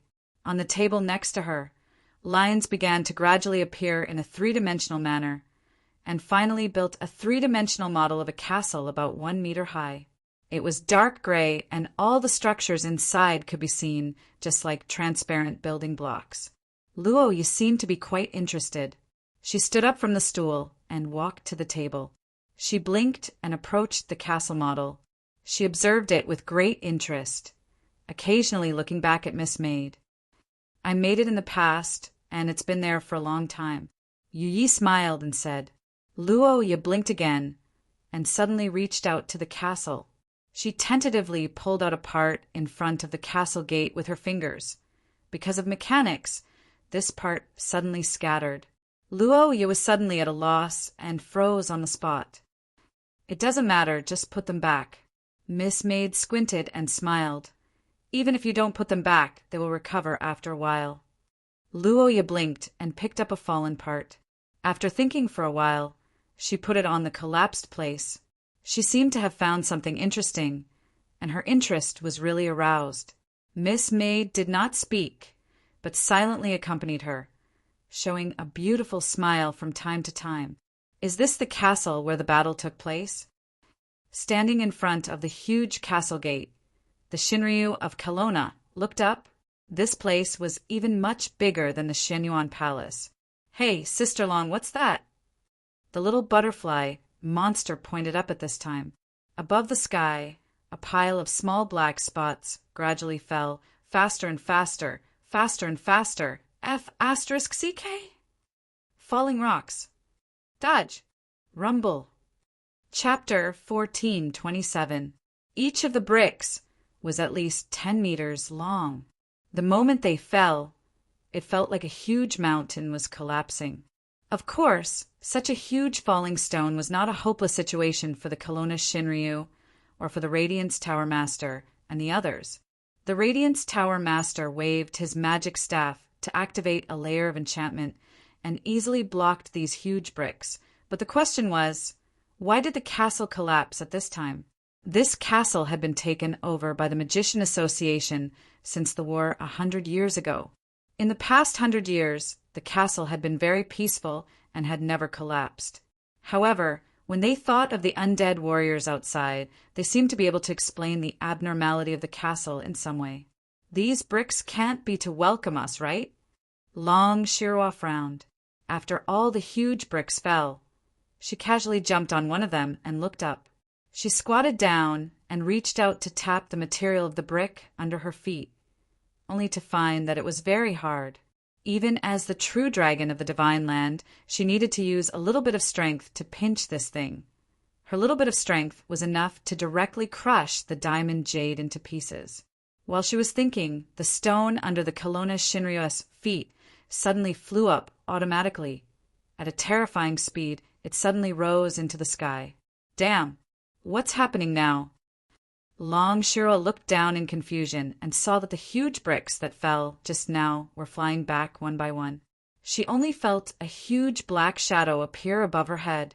When she looked up, she saw a huge brick directly pressing down on her. She subconsciously jumped to another place, and then another huge brick pressed down 4 times in a row. Kelowna Shinryu, who was a little angry, snorted coldly and directly punched the fifth huge brick that was about to press down on her. She was like a spring that had been charged to the limit, and her whole body shot straight up into the sky. Unexpectedly, the fifth huge stone brick was forcibly moved away at this moment, and then, like a beautiful Tetris, it was directly inserted into another place. Kelowna Shinryu, who was soaring into the sky, really soared into the sky. F***CK so cheap. When one of the parts of the castle in her hand was turned and then inserted into another place, Loya looked outside at the part that she had cut back.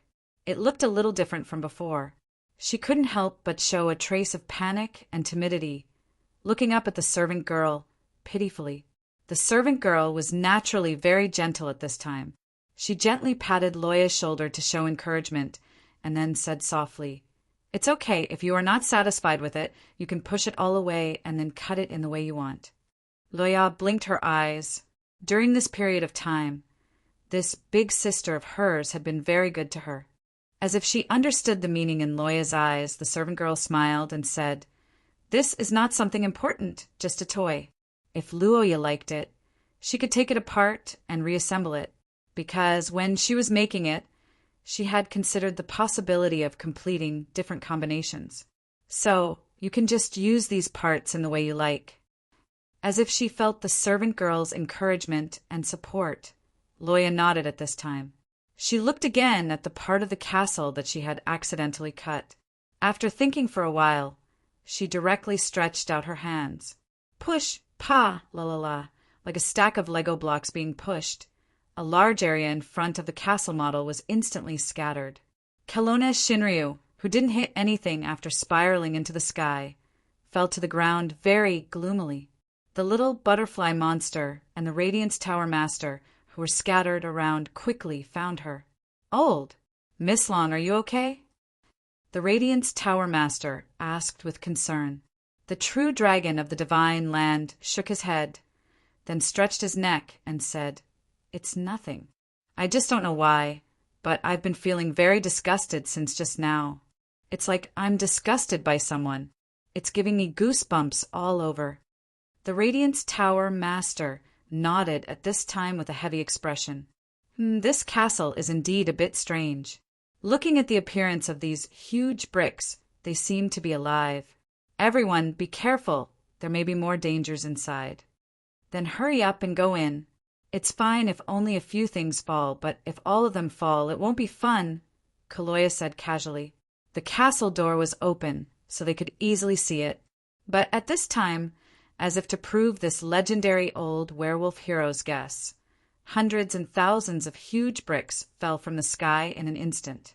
At this moment, it was as if the earth had welcomed a group of burning meteorites that cut through the atmosphere from above the stars. Hurry up and go in. At this moment, even the first Tower Master, Hui Yao, found it difficult to maintain his composure. He shouted loudly and waved his wand. A light shield enveloped him, Baligan, and Kiraloya at the same time. Then he floated up and rushed into the castle gate. As for Long Shirua, after she raised her finger to greet these huge falling stones, she grabbed the back of the little butterfly's collar with one hand and followed closely behind Hui Yao, successfully entering the castle door. Pa la la la. Little Luo bent down and picked up a piece of the castle model that had fallen to the ground because she had pushed it away. Then she approached it and looked at it in front of her eyes. The part was almost transparent. It was a gray, crystal-like thing.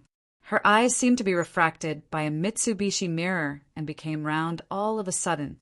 The servant girl smiled at this time and said, "Miss Luo, I'll prepare afternoon tea for you. It's rare that you're not sleepy today. During this period, if you feel bored, you can play with this model. Don't worry about breaking it, it's quite sturdy." Luo Yin nodded silently, then she turned around and looked at the castle model parts scattered on the table. She picked up a part and began to think. With a faint smile on her face, the servant girl slowly retreated from the attic. Since it was to prepare afternoon tea, it naturally had to be more exquisite. Therefore, it was necessary to spend a little more time because Miss Luoya was Master personally recognized her as his sister. As a qualified servant girl, this was self-cultivation. What's that sound? At the entrance of the barrier, the Thunder Tower Master and the two deacons who were guarding the inner area of the ancient city could not help but feel shocked after feeling the tremor of the earth at this time. It seems to have stopped. The Thunder Tower Master frowned. But I didn't receive a message from the Radiance Tower Master. They should be fine. Maybe they just found something. The two deacons were naturally led by the Thunder Tower Master. At this time, they directly nodded, and their expressions were much calmer. The two deacons had only been in this position for a short time, and they were promoted after the Great Battle 100 years ago. Regarding the Great Battle 100 years ago, they had only seen some records of that year in the internal library of the association's headquarters. Now that they had a rare opportunity, they could not help but ask curiously, "Thunder Tower Master, I've read some documents before. According to the records, they are in existence more terrifying than demons. In the end, what is so terrifying about they? Why would they be attacked by the entire inhuman domain?" After a moment of silence, the Thunder Tower Master said, "You know about Yari's previous invasion, right?" Of course they knew, even clearly, because this happened 2 days ago. It was even the most terrifying disaster they had encountered since joining the association and becoming deacons. The Thunder Tower Master sighed and said, "At that time, Yari's was still the previous first Tower Master of the association, and he was supported by everyone. But I don't know when it started. But after coming into contact with Yari seemed to have changed into a different person. Not only did he secretly conduct many forbidden experiments, but in order to obtain enough souls as bargaining chips to make a deal with he did not hesitate to start a war between countries in the modern world. In the end, the unsatisfied Yaris even planned to offer up the souls of his wife and daughter." The two deacons were now drenched in cold sweat as they listened. The Thunder Tower Master, on the other hand, was dispirited. "Actually, it's not just Yaris. Some of us have also secretly made deals with they behind their backs. Can you imagine when a country's entire governing body, from top to bottom, is corrupted and becomes an activity that exists with the flow of blood? What kind of situation would that country be in? Then that country is not far from destruction," the deacons said softly. "That's right. It's not far from destruction." The Thunder Tower Master nodded. Fortunately, when the Radiance Tower Master returned from his travels in the East, he had a premonition that in the long run, non-humans would usher in the most terrifying destruction. This kind of deal itself is like the devil's temptation. Although it can continuously satisfy individuals, it is also like a bottomless abyss. One day, when we are unable to satisfy its needs, it will definitely devour us. So that was the reason for the Great War 100 years ago. The deacons were suddenly enlightened. If that's the case, but according to the documents, the various clans participated in the alliance back then, and there were heavy casualties. Then why didn't the Radiance Tower Master, the Scarlet Flame Tower Master, or even the Beast King, or the Grand Dukes of the 13 clans participate in the war? Do you think that if our strongest group of people had also participated in the battle, the casualties of the Allied forces would not have been so tragic? The Thunder Tower Master said indifferently, "You even included me in your calculations, but you were just too embarrassed to say it in front of me, right?" They could only laugh awkwardly and bitterly. The Thunder Tower Master sighed and said, "It's not that we didn't want to participate in the war. It's that we had no way to participate." The two deacons were immediately puzzled. The Thunder Pagoda Master explained, "I just said that every department in this country, from top to bottom, has already fallen into this whirlpool. Although the coalition army was successfully formed through the efforts of the Radiance Pagoda Master, those who are secretly against it, those fellows who are unwilling to extricate themselves from the whirlpool obviously do not wish to see this shortcut destroyed." "You mean?" The deacons were shocked. During the Great War back then, there were actually two factions. We needed to leave behind the highest combat power to restrict those who opposed us. The Thunder Tower Master smiled bitterly. Isn't it ironic? Our own higher-ups actually helped the enemy to deal with our own people. Do you think that the Radiance Pagoda Master is willing to see such a young life with great potential die in vain? Back then, he had no other choice but to do so. In order to allow the alliance to set off smoothly, the Radiance Tower Master forcefully suppressed the Grand Dukes of the 13 clans, as well as 6 of the top 10 most wanted criminals in the inhuman domain back then. He couldn't free himself at all. As for us, we all had our own missions. The 2 deacons instantly fell silent. They were young and didn't know that there was such an inside story back then.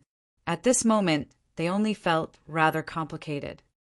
After the war, the Alliance won a Pyrrhic victory. The Thunder Tower Master shook his head. As for those who opposed us back then, naturally they also failed. Many of them were directly shut down. This was the origin of the association's 0-degree hell. As for those like the Grand Dukes of the 13 clans, because it involved an entire clan, the Radiance Tower Master could only give them some punishment in consideration of the stability of the inhuman domain. From then on, the 13 clans could only restrain the vampires and couldn't casually hunt humans in the modern world. As compensation, the Tower Master also agreed to move the large clans' farms in the modern world to the inhuman domain for free. Otherwise, with the cost of living in the inhuman domain, the 13 clans wouldn't even be able to afford it, even if they sold themselves. Yes, it's our fortune to have a Radiance Tower Master in the association. The Thunder Tower Master shook his head and said in a voice that only he could hear, "Fortune? Perhaps. But actually, we're even dragging him down. Otherwise, with his talent, he might have been able to take the last step." The last step? The Thunder Tower Master muttered to himself, "The ultimate of magic. Seeing God." The ultimate of magic. Seeing God? The deacons felt as if they had opened a new door today. Immediately, they looked at the oldest Tower Master with fervent gazes, hoping that he could say more. However, the Thunder Tower Master shook his head.